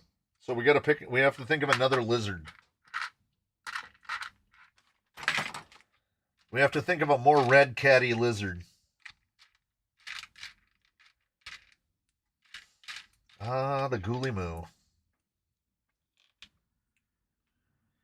I need 8. I need 8. 5.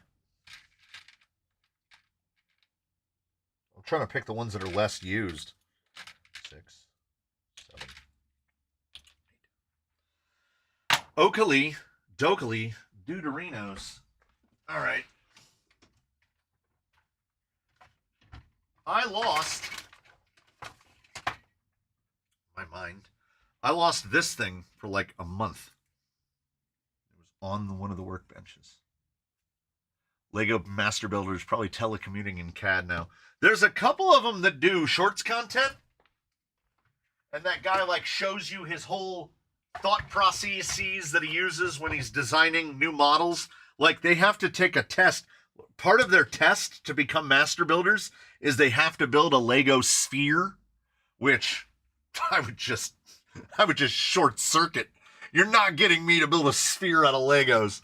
I'm never the Dread Cat Gizzard. The red cat newt.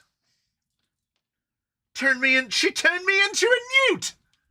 A newt? Well, I got better. I don't think these stubs are long enough. But they are long enough to stick into the guy, so.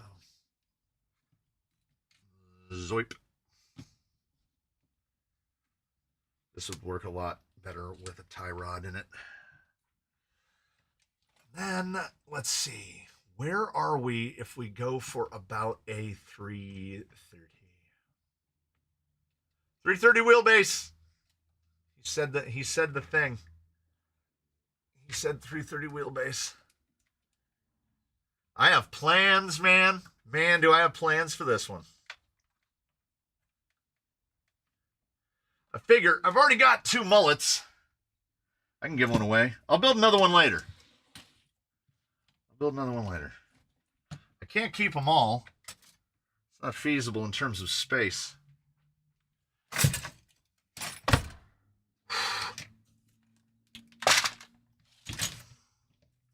Remember when I said a tie rod would make this a lot easier? I don't want to say that I was right, but I was absolutely right.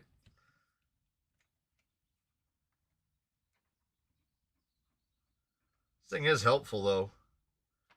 With luck, I'll only have to build the rear links twice. Oh, bunch of people hatting out. I can deal it. There are 149 tires on the spreadsheet, and it's already going to be a pain in the ass to update them all and add the links to the videos. Imagine having to add every single column for each. No. the Red Cat Bearded Dragon. Where can I get a jig like that? Sometimes they show up on Amazon. They still show up on AliExpress. At the time when I got this one, they were all over Amazon for about 15 bucks. Last time I saw a seller on Amazon with one, they wanted like $35 for it. It's kind of ridiculous. The 3D printing guys need to get on this. So we're going to be sitting right about, yep. So 330 wheelbase. Looks pretty much right about right to me. Could probably get away with a carrier bearing on it, honestly. So I want to be right about there. Okay. Hold that up. We're going to see how close. They found out there was no giveaway, so they're leaving. Yeah, I mean, they made it to 230. 230 is pretty good. I wonder if I could laser one.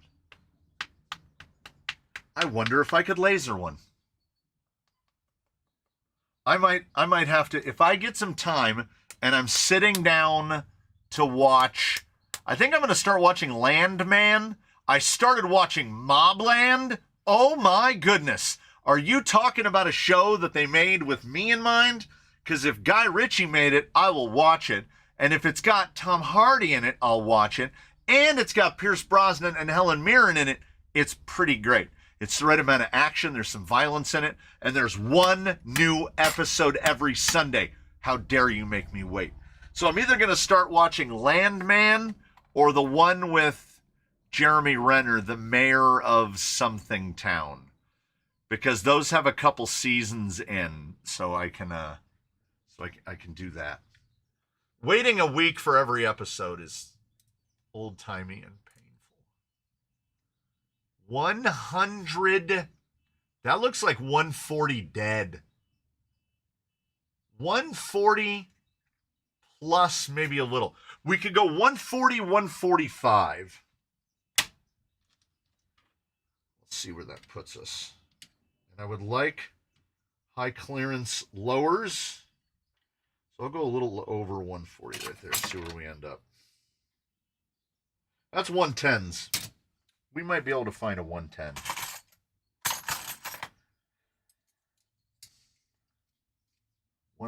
One ten isn't excessively long. Not like these, which are for some skid forward stuff. Now let me guess. I'm gonna find nothing but 90s.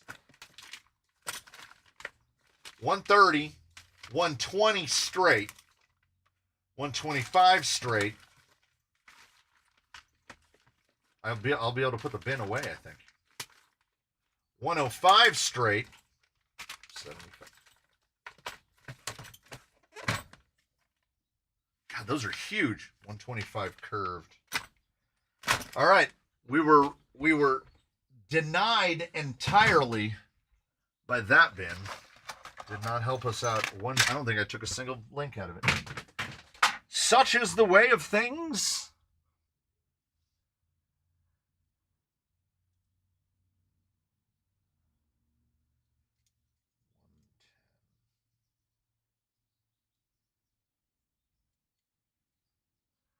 Mayor of Kingstown. That's it. Here's what I liked. Here's how I liked to do it. I went on IMDb and I went, I'll just watch whichever series has a higher rating. And I went to the Mayor of Kingstown and it had an 8.2. And then I went to Landman and it had an 8.2. And I was like, you sons of bitches, you're not helping me. Yes, I am also waiting for Fallout Season 2. Red Cat Venomouse. That's too good of a name for Red Cat. Red Cat Venomouse is great.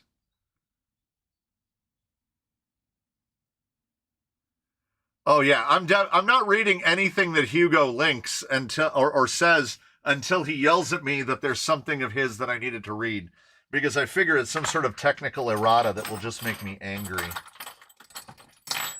HTML is way up there with Edge TX. And all of the settings that you adjust inside a 3D print slicer. I don't want it. I don't want it. You know why I don't want it? Because I can just do this. This is preferable. Okay, if I can't find a 110, all I can find are hundreds. I did just get long rod ends. Ooh, I got some double bendies. Show me two. Okay, that's a 105.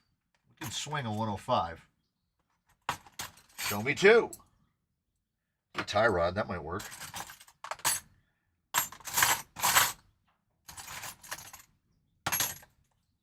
Double bendy, 105, 100. We're getting close.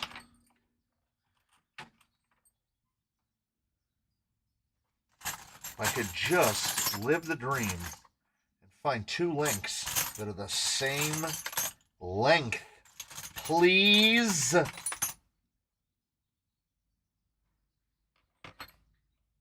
Okay.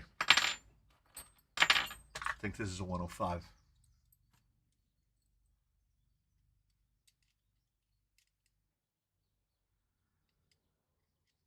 What the hell is HTL? HTML. Don't look into it. You don't want it.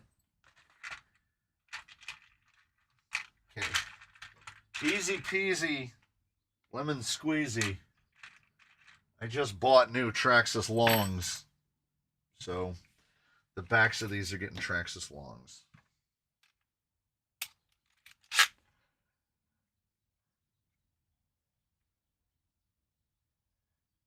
Have you ever thought of doing an inventory sheet? Good God, no. Ugh. I would be mad at myself if I did. Because I need two interns, is what it is. I need a printern to run my 3D printer, and I need an intern to keep track of inventory. I need an inventory intern.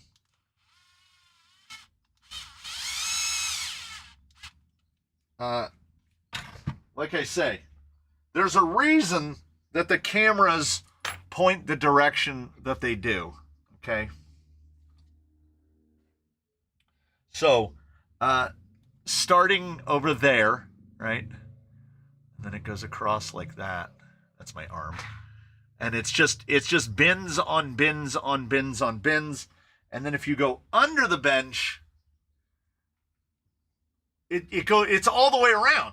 It's all the way around. It's just bins. Bins, just everywhere around you is just bins.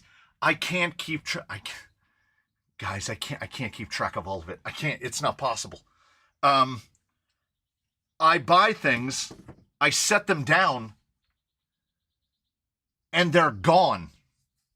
They're in here somewhere.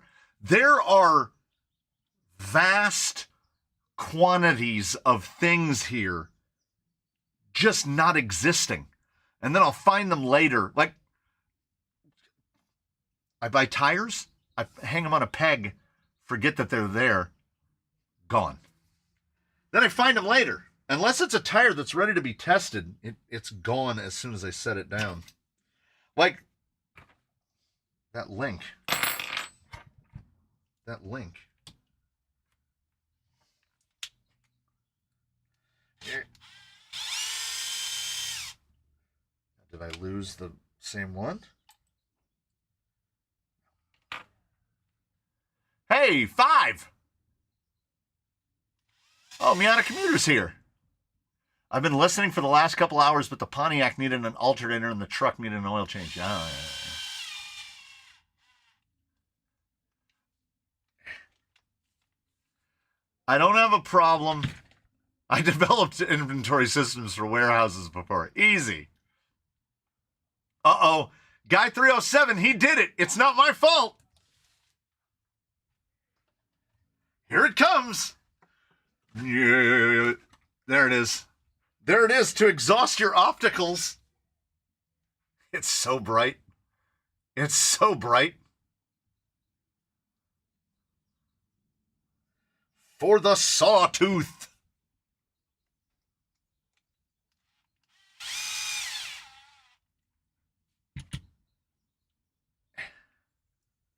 This is kind of the categorical opposite of the color of the wife's vehicle,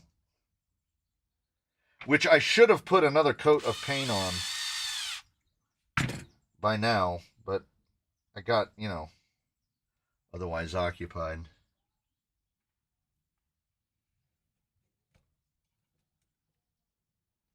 Oh, that works out. Somebody's got their work cut out for them. The Traxxas axle. Yeah. Are they really 6s? 7s. The Traxxas axle end are the it made my glasses go dark. It's the only thing on the rig that has 7mm hollow balls. Straight axle TRX4 with the brightest body known to man. It's dumb. It's dumb and I love it. We're going to be somewhere approaching a thing that works. If grand failures don't confront me. It's happened before.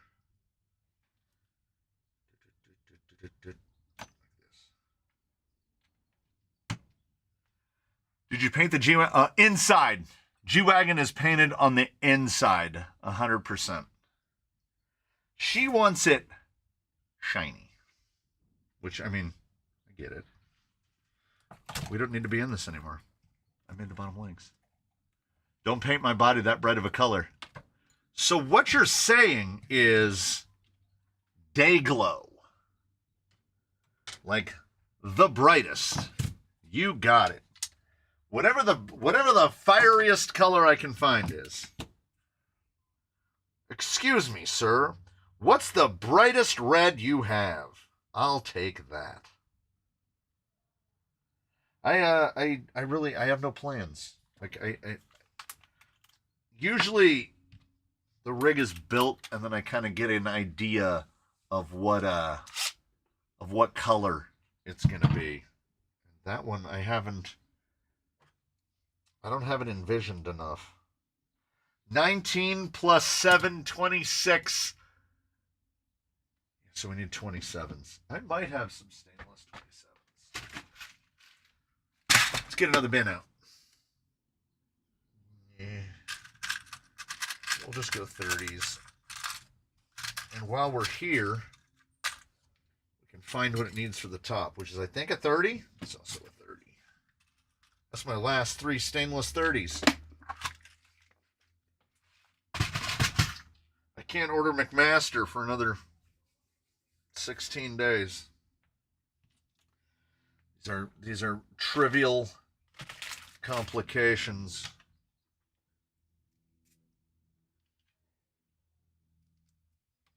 It's much easier to set up the rear end, even if we're talking about 4-link in the front. It's just less stuff. I don't have to worry about clearing an FMM.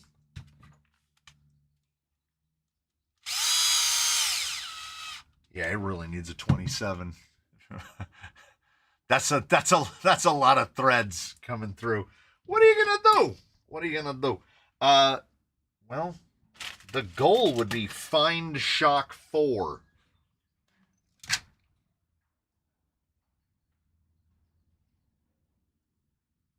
Paint Charles' body pink. Everyone wanted Tapas to be pink. Tried time to return the favor. That's true. That's true. Please paint Charles's body even brighter. I would take you. I would gladly. I'd be like, yes, let's do it. Anyone who has used fluorescence, polycarbonate fluorescent paints, oh God, they are the worst. They're so finicky about everything. Like the temperature has to be just right. Oh, they're kind of the worst. They get really chalky. Have you looked into the boat and trailer for Bruce any further? I have. We did some investigations.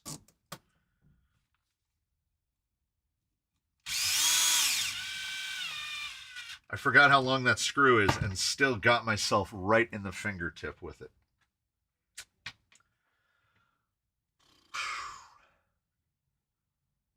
Damn it, man! I heard that as Bones McCoy. I'm a doctor.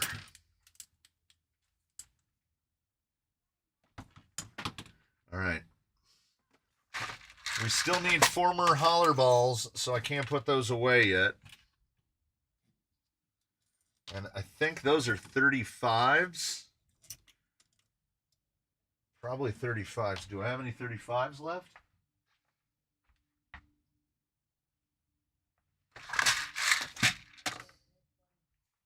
Where'd the bin go?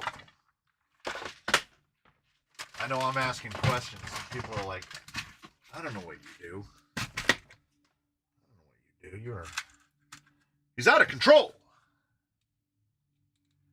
Paint Charles rigging either UV paint so it only shows up in UV light or make it glow in the dark. They do sell glow in the dark.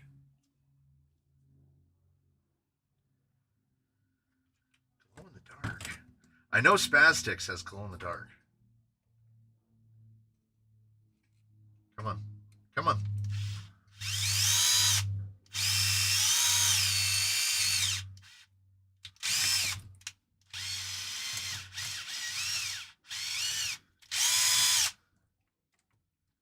Unbelievable.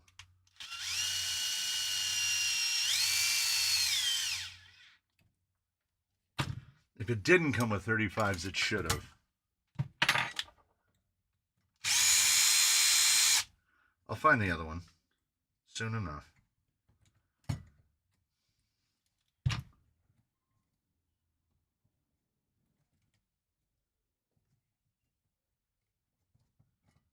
Okay, so this 7.5 really wants to fight me. There we go. First try? Of course not. Maybe? No. There it is. I think they use 30s. I think they use 30s, and I think it really needs a 35. Okay.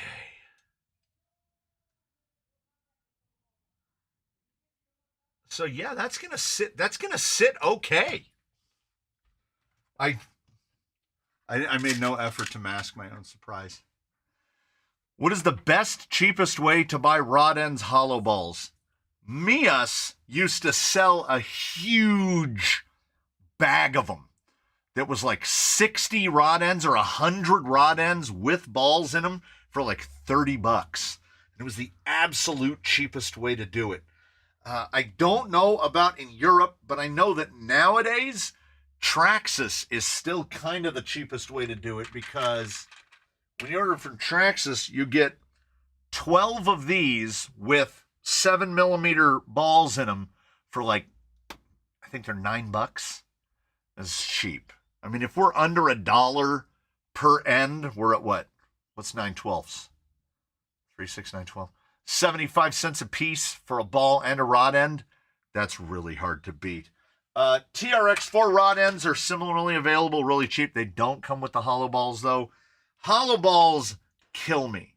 Mias comes with, these are almost exclusively Mias hollow balls. You'll notice one bin is the fullest. These are 5.8 by 7. They really only fit a couple different rod ends. Most everything is 5.7 by something else. By 6, 7, 6.5, 7.5. You kind of got to find the rod end that you like and commit to that rod end. Otherwise, you end up like me with 9 different drawers of rod ends.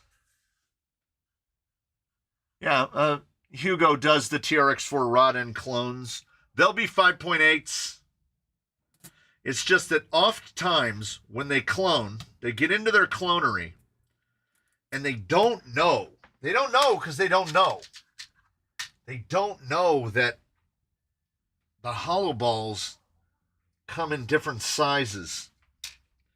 So they just pick something randomly, and then you can't use those hollow balls in anything else. Or, more often, they clone Traxxas stuff from the 1980s, and then they're like 6 millimeter thick hollow balls. The tiny tires are in the test list of things to be tested, along with the now, like I said, early on I said at least 5 sets of tires waiting to be tested, probably more. I did not do a, I did one. The last tire test I did was to Baja Boss, and they sat on the bench waiting to be tested for like a week. So many shock mounting holes. Did he get it? Looks close enough. I'm going to try the masking with the dish soap trick. Don't get the plastic or aluminum hollow balls. Definitely not aluminum.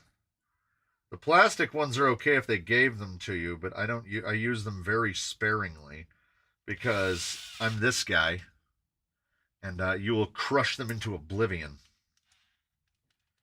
which is generally not good. Okay. Here's what no damping looks like.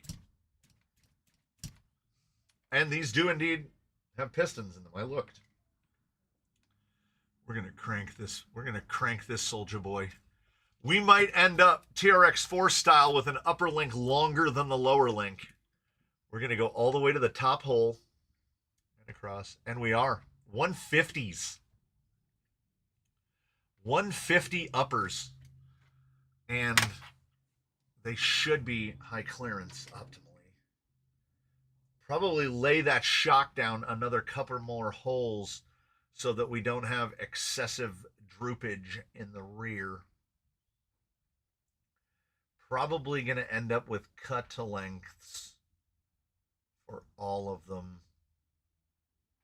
We're going to have to do some sort of adjustment to the front lower. It either needs to be a couple millimeters shorter. I don't know, it might be okay. Pinion angle is, I give it like an 80%. Ugh. What would you say is a sensible max wheelbase for a 6x6? This behemoth measuring in at 635.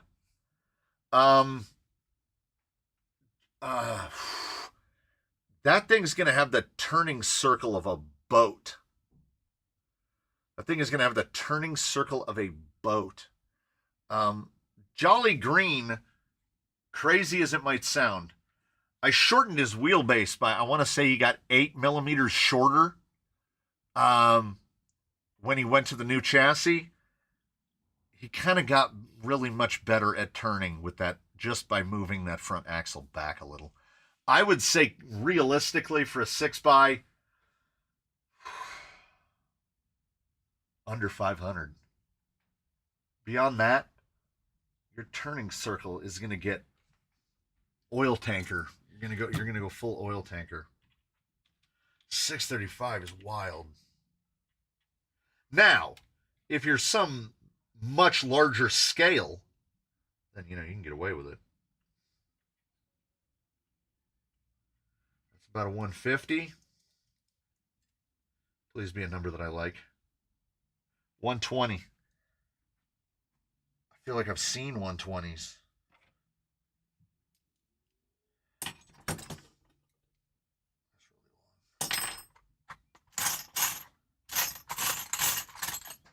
I know I have 120 straights. I know I do. Those are 130s.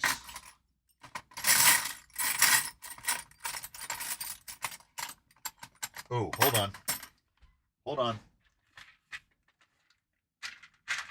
What if we do the same upper lower? We go to a long at the top. I think that'll shorten up a lot what we actually need.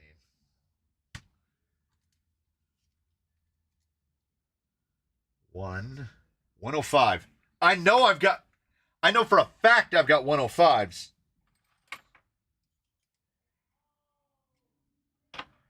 Those are hundreds.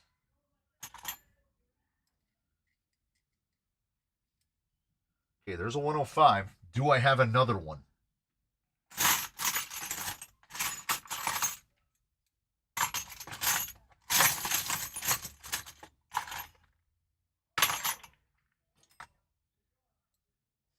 The double benders are 105s, and I can only find one of them. Has four-wheel steering, turning circle of about 3 feet. Well, then it's not too long.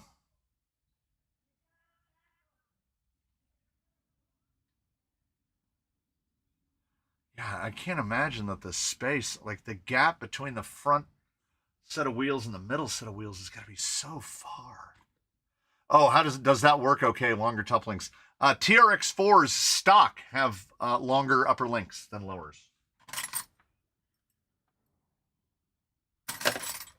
We're just gonna go straights because I know, and I knew that I had seen them. I have one in my hand. I just need to find another one. Just give me another 105. That's 100. Too short. Too short. This is how it works every time. You just dig through piles and piles of links. And now I'm finding nothing but hundreds.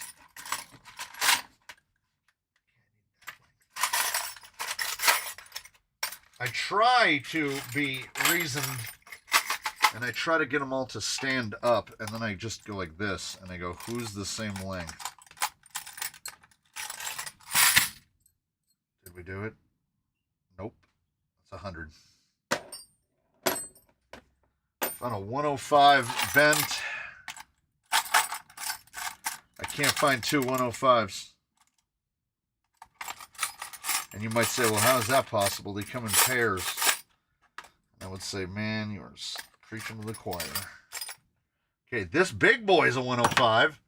Should be easy to find another one of those.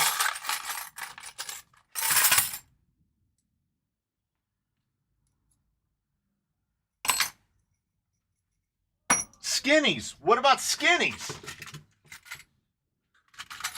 What about stuff from the stupid stance?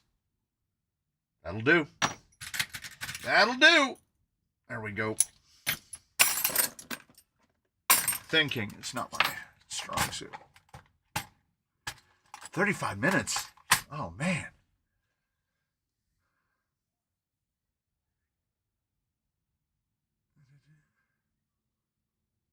Hugo, how many millimeters is 18 inches?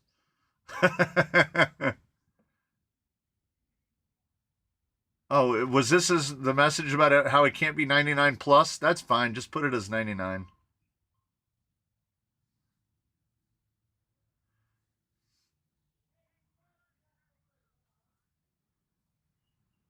Hugo wants to know if the Sedonas have to be 99 plus because it messes up the website. No, just 99 is fine. You can do them as 99.1.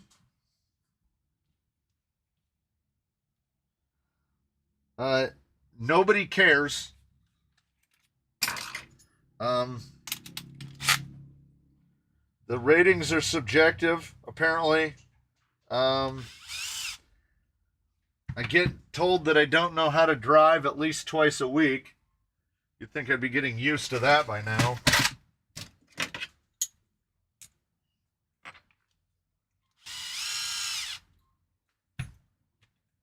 But there it is every time. Yeah, 99.1. 99.1 is the local station that plays Pop Top 40.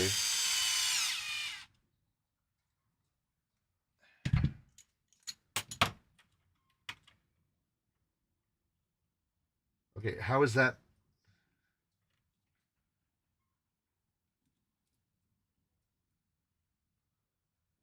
How is that right? Yeah, 140.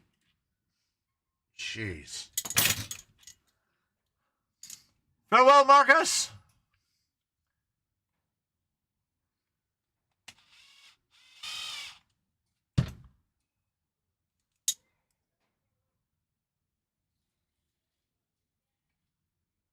All right.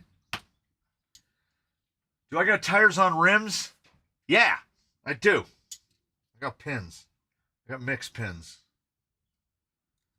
I'm going to have made a roller. It won't have drive shafts.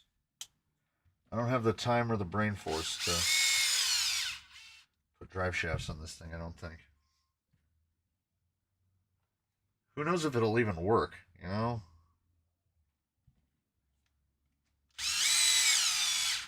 I suppose I can change the screws out. I haven't checked any of this.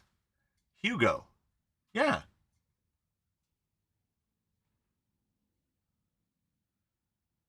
Have you never watched Lost? That's how we pronounced Hugo. Like it's got a Y in it.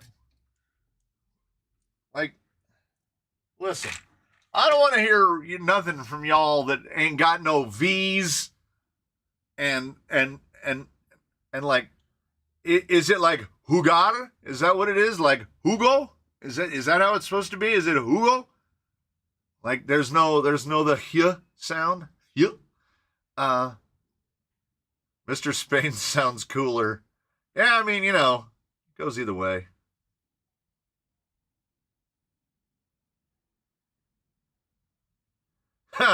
Our friend of ours is an advanced driving instructor, has taught special forces, and folks still say she can't drive. That's awesome.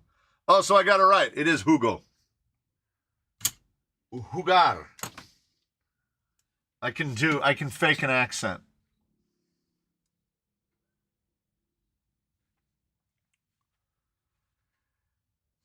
Well, time to pick up the kid.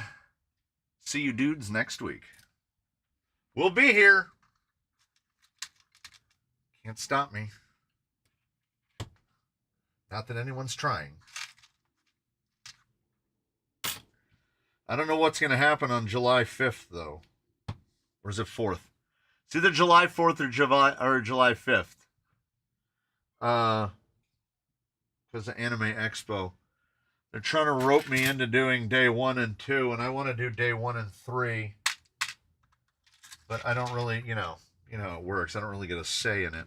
So we'll find out when we find out. We'll all find out together. The 2 days in a row destroys me physically and mentally. I wanted to go a day, have a day off, and then go back the next day. We'll see if I get the pass on it. I would prefer, because the wife is always all frazzled on day 3. I was surprised she didn't agree to the day 1, day 3 thing, because then I'd be there to keep her alive on day 3, and I won't be dead after 2 back-to-back days. It works out better for everybody, is what I'm saying. You guys are distracting me. I haven't written a single line of code in at least a half an hour. What's wrong with day 2? There's nothing wrong with day 2 itself. It's that when I do back-to-back days of like 14 or 15 hours, I'm shredded. It takes me 2 days to recover. I had zero energy the following day. I just laid around the house. Like I couldn't do anything. So it would be great if I could do interval days, do a day, then a day off, and then a day. But that's up to management. I still have a couple months to pitch it, so it might still be possible. Also, and I'm not saying that this has any impact, but day 2 of Anime Expo was Friday.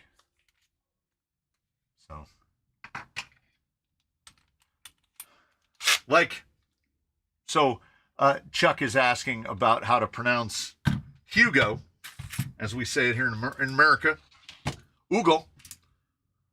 Because, like, in Espanol, They don't pronounce like J. Like juice. Hugo, right? That's a J word. They got their own rules. If you aren't in Spain and don't speak perfect Spanish, why would you pronounce Spanish names perfectly? That's the lady that does the French and gives the absolute outright open pass to Americans for not saying croissant, because she's like, you're American. You call them croissants because you're American. Ask a French person to say Netflix. It's hilarious. So yeah, we get a pass for not being able to pronounce French words because we're not speaking French. They can't pronounce American words. Listen to the French say Disneyland. It's amazing.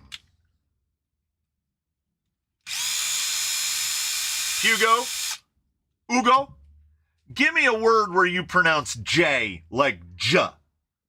Like how we say jar, jalopy. Give me a J. Give me a J word. Jaguar.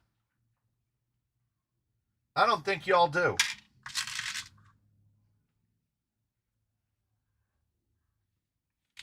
So Monday is my day off in retirement. Oh. Yeah. I know how that works. That's going to be real close. That's going to be real close. Might be all right. Can probably get away with a 14, though.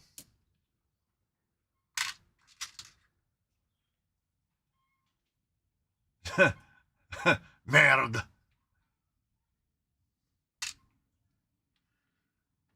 We all know that French word. All you need to know about the French is watch the thing about all you need to know about the French is it's a croissant. It's a croissant with chocolate in it. They roll the two little fingers of chocolate into it. And depending on where you live in France, that is either pain au chocolat or a chocolatine. If you go to the place where they call it chocolatine and you order a pain au chocolat, the French people will be like, get out. Like there's a cultural disagreement over how to pronounce the thing. And it's like the people on one side of Paris don't even like the people on the other side of Paris. The French are endlessly entertaining. Like if you there's a running joke on the internet where if you go to France and you try to speak French, like you boned up on it and you make a determined effort to speak French, they will turn their nose up at you. But if you go to Italy and try to speak Italian, all the Italians will be like, "Hey!" and because they're just happy to see somebody embrace their culture and their language. The French, no undue offense to the French folks. I'm sure there's French in me somewhere. But the French are an entertaining little microcosm to me. Go to Florida and say conch or conch, because the correct pronunciation of it is conch, right? Conch. But on SpongeBob SquarePants, they called it conch. If you try to speak French in France, they will laugh at you all the way to Spain. It's true.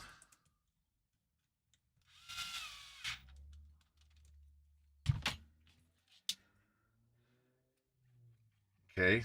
Pinion angle went real wrong on, so it needs I could probably just swap the front ends to longs as well. That pinion angle is basically straight. I wanted that thing rocked a lot more.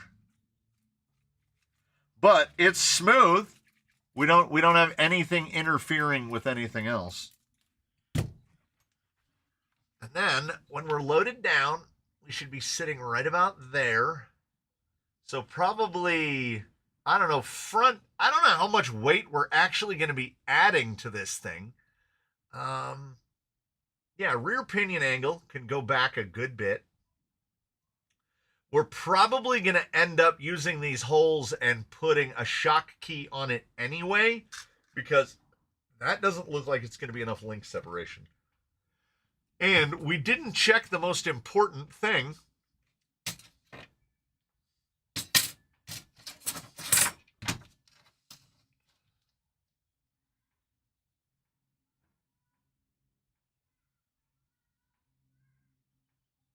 Guys, fellas, you'll never believe it. 330. 333 millimeter wheelbase. We made 330 by 330. We got 333 by 310. Look at that. Look at that. It does need a longer upper. I think the fronts are okay. It looks all right. Those shocks need to be built correctly. I will have to turn this guy down on the lathe to make him the correct length. I'll just make him... Oh, he needs to be 3 millimeters narrower. We'll narrow that guy down. We'll slap some bits and bobs on it. I will try... Yeesh. I would like to try to get servo and axle, but... I mean, battery on servo and axle, but I don't know. That's going to be close to the edit. Yeah. I need 330 so I can just slap a button and like the lights go 330. 330 millimeter wheelbase. Oh, I just saw it. Y'all probably saw it and I didn't see it. It came with those big tank heavy aluminum sliders. We'll just slap those on. And then we'll slap the battery on one of them. And I think we'll do the goop. We'll throw the goop at it, and we'll do the goop. Look at the size of that bricker. We'll slap the goop on the other side with the goop 3542 1400. That shouldn't be too bad. I think an 1800 would probably be perfect, but 1400 will be fine. And it'll clear. None of the links will hit it. Yeah, 1400 on there. We'll be just dandy. I can't believe it. Can't even believe it. In important news, okay? Important.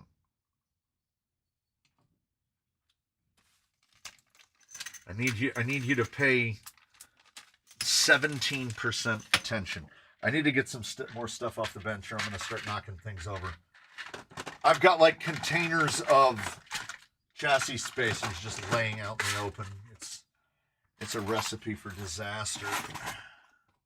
That's what we serve at this restaurant. All of our recipes are for disaster. Will that ESC take 4S? It is 2S, 3S. I don't think a Fusion will fit.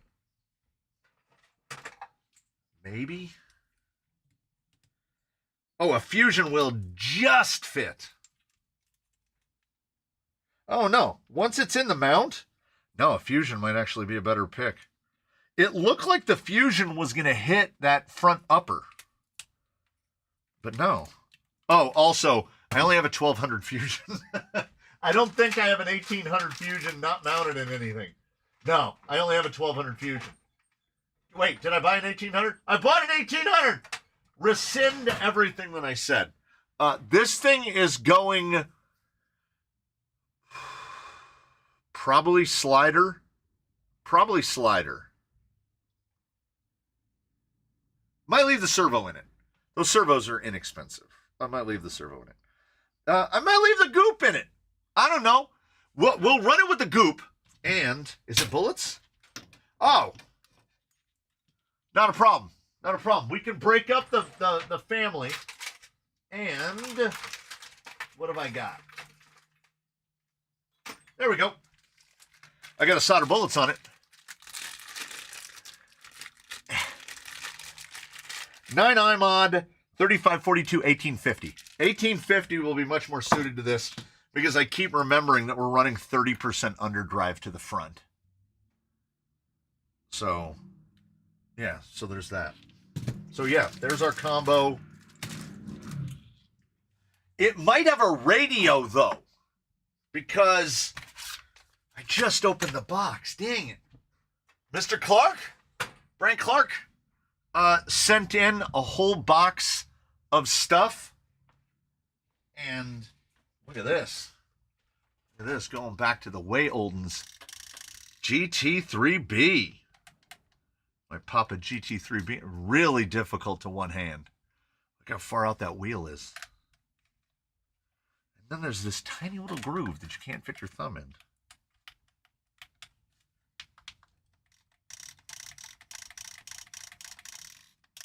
It's got a bunch of receivers with it too. And then, whoop, that's like a parlor trick. Zoop. You know, we move it around. Circular crawling. That's what we do.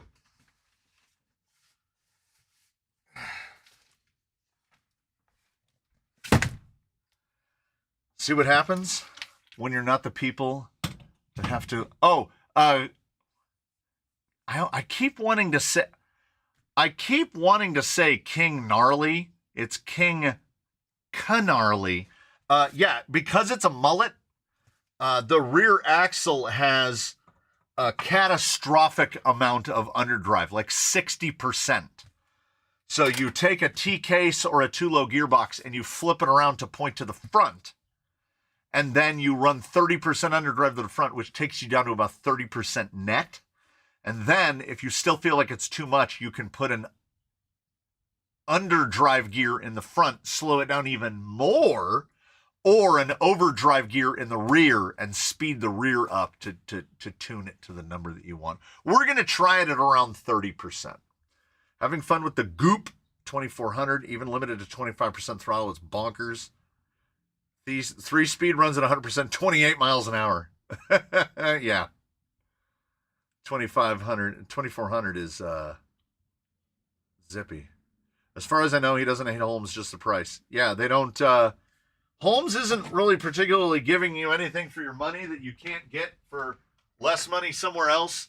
The Crawlmaster V3 is just a rebadged, retuned Rhino V40. So... And I don't buy the Rhino V40 anymore, because I was buying the Rhino V40 before the Secure Escape 70 was a thing. 07834431134 numbers.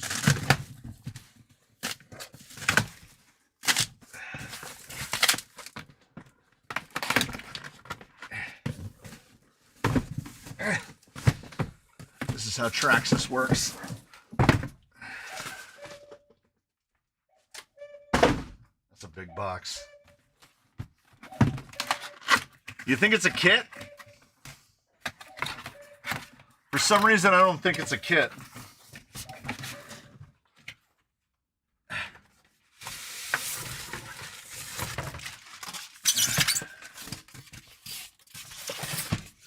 Oh, it has that real Traxxas smell.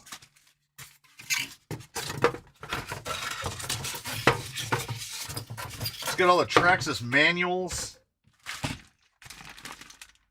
It's got some decals. Oh, a couple different trailer hitches for it.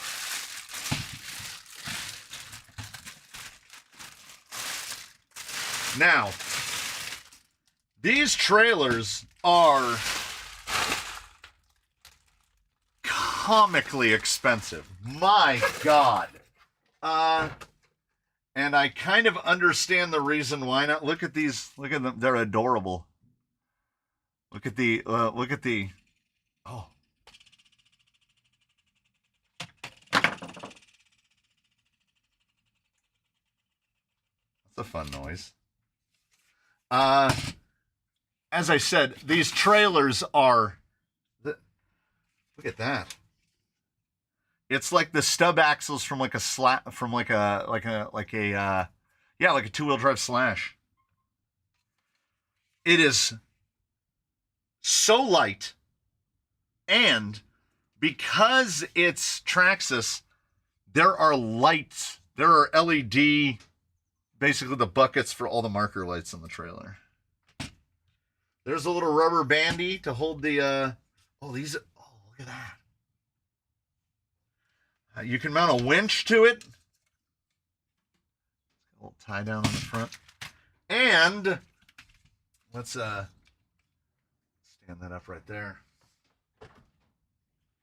If you get one box, you're probably going to get a second box. I got completely caught up on the boat trailer box.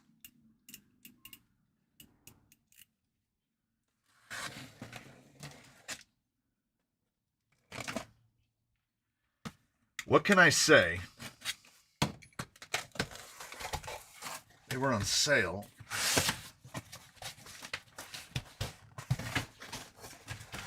Oh, 7-834-43-1134.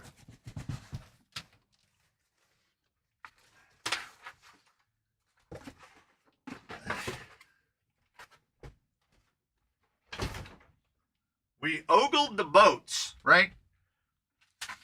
We looked at the boats and we thought 6S is a fool's errand. So we opted for the smaller one. Well, that looks familiar, doesn't it? Straight up, now it's a boat. Straight up TQ. Nothing on there. We've got some bits and pieces and wrenches and little foam things.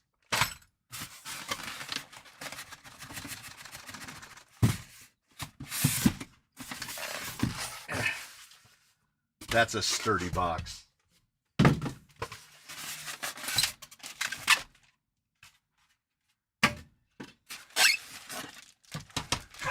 RC budget now vaporized. The thing is, if you're going to get into something that you don't do, this is the way to do it.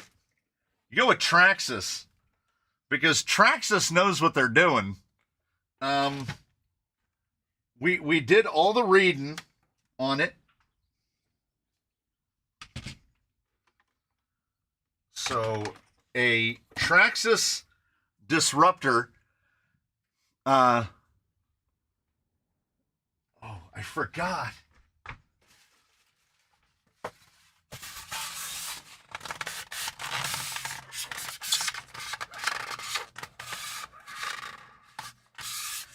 This isn't, oh. They don't squeak good enough. I wanted to get a good squeak for him. Look at spare propellers. They know what's up. They 100% know what's up.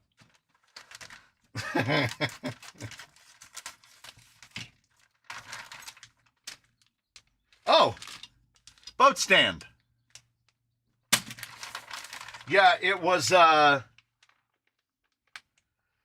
buy a boat.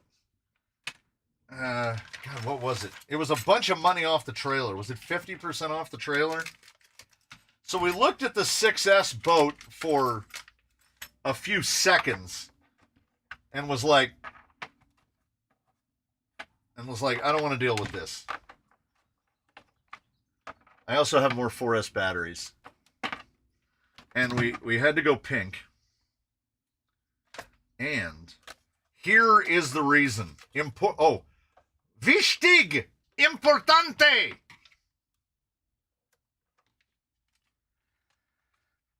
Motor and flex cable lubrication. To maintain peak performance, it is important to maintain the motor and the flex cable. Perform these steps after each operating session to keep your model running its best. Lubricate the motor bearings using light oil. Remove the flex cable, loosening the collet. Dry and then apply marine grease Well, they're just not using good enough grease. But the reason that it had to be the disruptor. Wow, that little hook just grabs the boat. Outrunner, baby! It's like a 42, some weird number. It's like a 4252 or something. Outrunner, big 4S controller. Battery goes right in the middle. It's got not that one. It's not that one. It's got a big foam brick in the front so that it's theoretically unsinkable. That's the idea. Here's the water cooling apparatus. So it has some sort of rotary driven water cooling for it.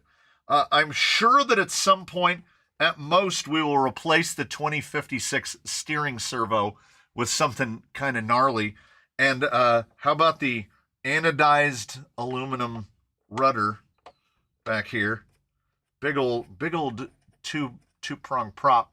And if you flip it over, according to the internet, you just goose it in reverse, and these little widgies, I guess it sits like that in the water, and it will just whoop, it just goes back onto its right side. We had to go with pink. I mean, obviously, you got to go with pink. For its maiden voyage, as they would say, it's got to go just like it is. I will find a place to put a lanyard on this thing, and I will just dangle it off of my body. So where does... Oh, look at that. So a little hook goes right there. And then, oh, you got to go in this way. Got it. Instructions are for people with more time on their hands. That goes over the prop shaft. Slide that forward. So Bruce looks like a bit of an old man to be towing this thing. Oh, yeah. It's super light. As soon as I saw how much water was in the lake, I was like, well, oh, I do have to change the plug from the Traxxas plug. Got some quarter turns on here. It comes with thumb screws as well. We're gonna do the thing. We're gonna do a boat thing. Why not? So whenever anybody asks, are you gonna do like 18th scale, 24th scale? We go buy a 3-foot long boat.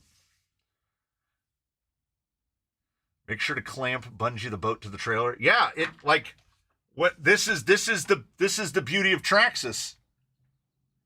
It's got a thing for it, and then there's a little fella on the back that goes over the output shaft. It can move a little bit. They even sell a winch that attaches to the trailer. Boy, there is not great ground clearance.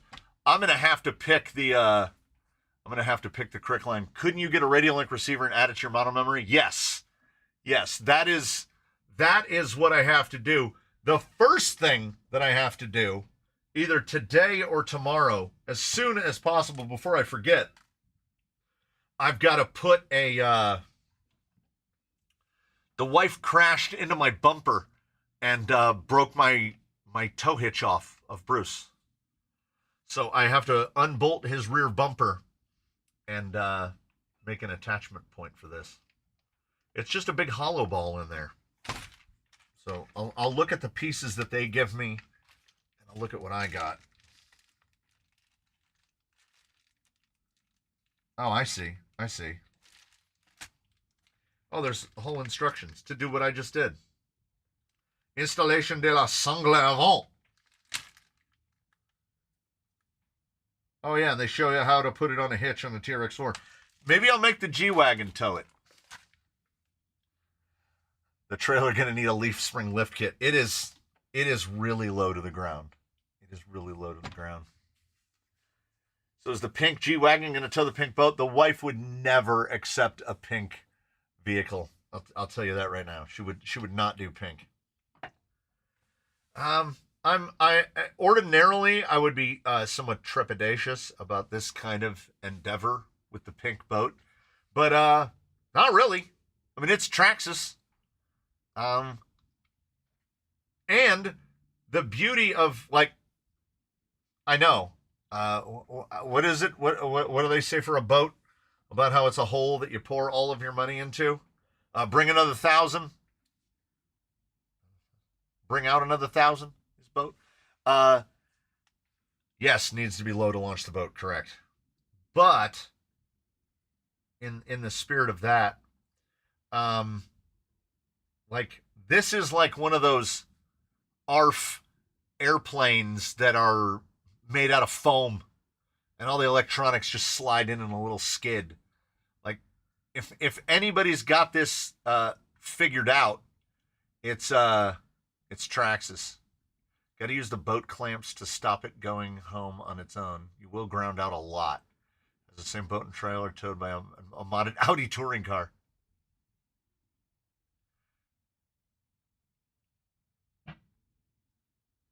I don't know. Break out another 1,000. That's what it is. I can't back up to save my life. I can't back up a trailer. But this trailer is really long. And if the distance from Bruce's rear axle is going to be out over here, even I might be able to back this thing up. The thing I'm worried more about is that is so close to the ground. The question that everyone should have in their minds is, how long before we start modding the trailer? How long before we put a lift kit on the trailer? And we're running some 393s on the trailer. I've seen guys using 155s on the trailer, and it looks good. Yeah. Now you have a trailer backup simulator. I do. Yes, long does make it easier, because I've been trying to back up my garden tractor with a trailer on it where it's 5 feet from one axle to the other axle, and it's impossible. This is going to be, I mean, legitimately 2.5 feet. I mean, it'll be pretty good, right? It'll be pretty good. What size trailer tires? Real small. These things are 65 millimeters tall. 65 millimeters tall. It's pretty good. Rolls nice. We will definitely see. We'll definitely see. And I can pick some, you know, on boat day, I can pick some an avenue to get there that is less arduous, where I can actually make it to water's edge. And they're letting so much water into the settling ponds that this is, I don't have to build a big pond. Take your garden trailer, add another foot or two to the tongue so it'll be easier to back up. It would. You have to back the truck well into the water if you raise the trailer. Yeah. Oh, are there really a lot of 65 millimeter tire and insert choices? Really? Is that like, is this like micro scale stuff? Is this like 18th scale size? So if TRX4M canyon trails are this size, then I would just buy some so it could have canyon trails on it. Damn, if that's a thing. Oh, we got into boating. I tell you what. It's martini time again, everybody. Only for me, martini time again means I go to the place where they sell the coffee drinks and buy a coffee drink. I would set Bruce right down here in front of the trailer for the last minute, but he's so dirty right now. He's so dirty. I spent all my energy cleaning that F-150 and Bruce's filth. I'm resisting the urge to tear into it. I have never had a boat. Ever. So I'm just going to leave it exactly like it is everything exactly like it is. We're going to take it out for its maiden voyage, as it were, just like that, with the TQ radio and everything.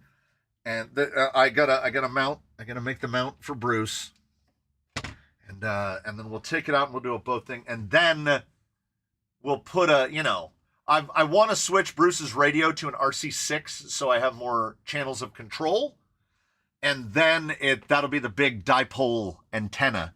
So I can put that antenna in here and just run Bruce on just a normal, because I want the switches is what it is, because I want his winch to be usable. So yeah, famous last words. You will need to improve this suspension or only use it on super smooth pavement. Yeah, I believe it.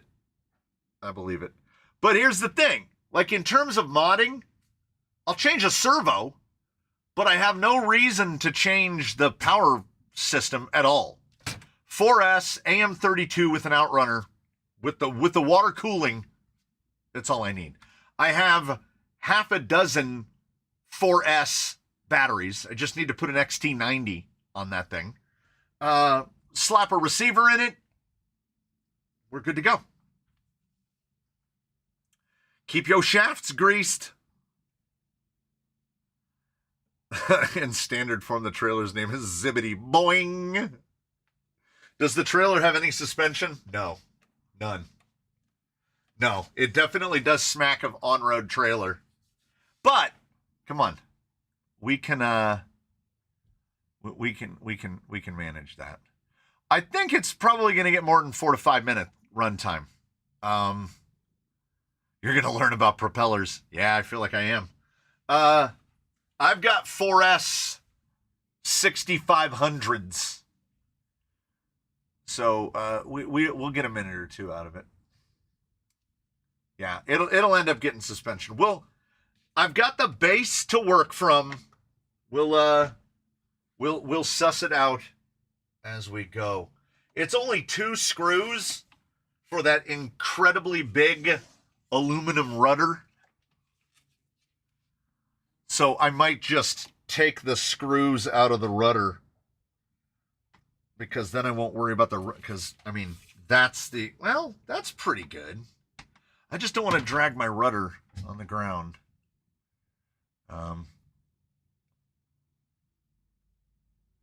My 4S batteries are for two of my 4S batteries are for my 10-pound Centon 6S that I tuned down to 4S. So I want to say it's 4S 6500 120C. It might be 150C. So if anything, I have batteries that are over what this is probably going to ask for. Beware of hop-up options. Yeah, I don't know what there would be. I don't know what there would be. It's got a little rubber guy. Anyway, we'll figure it out. I'm gonna go drink a coffee drink. Now the worst thing is set the truck's hitch so the trailer sits level. Yeah, that's what I need to do. And then the front of it's real close to the ground. It is going to be a learning experience.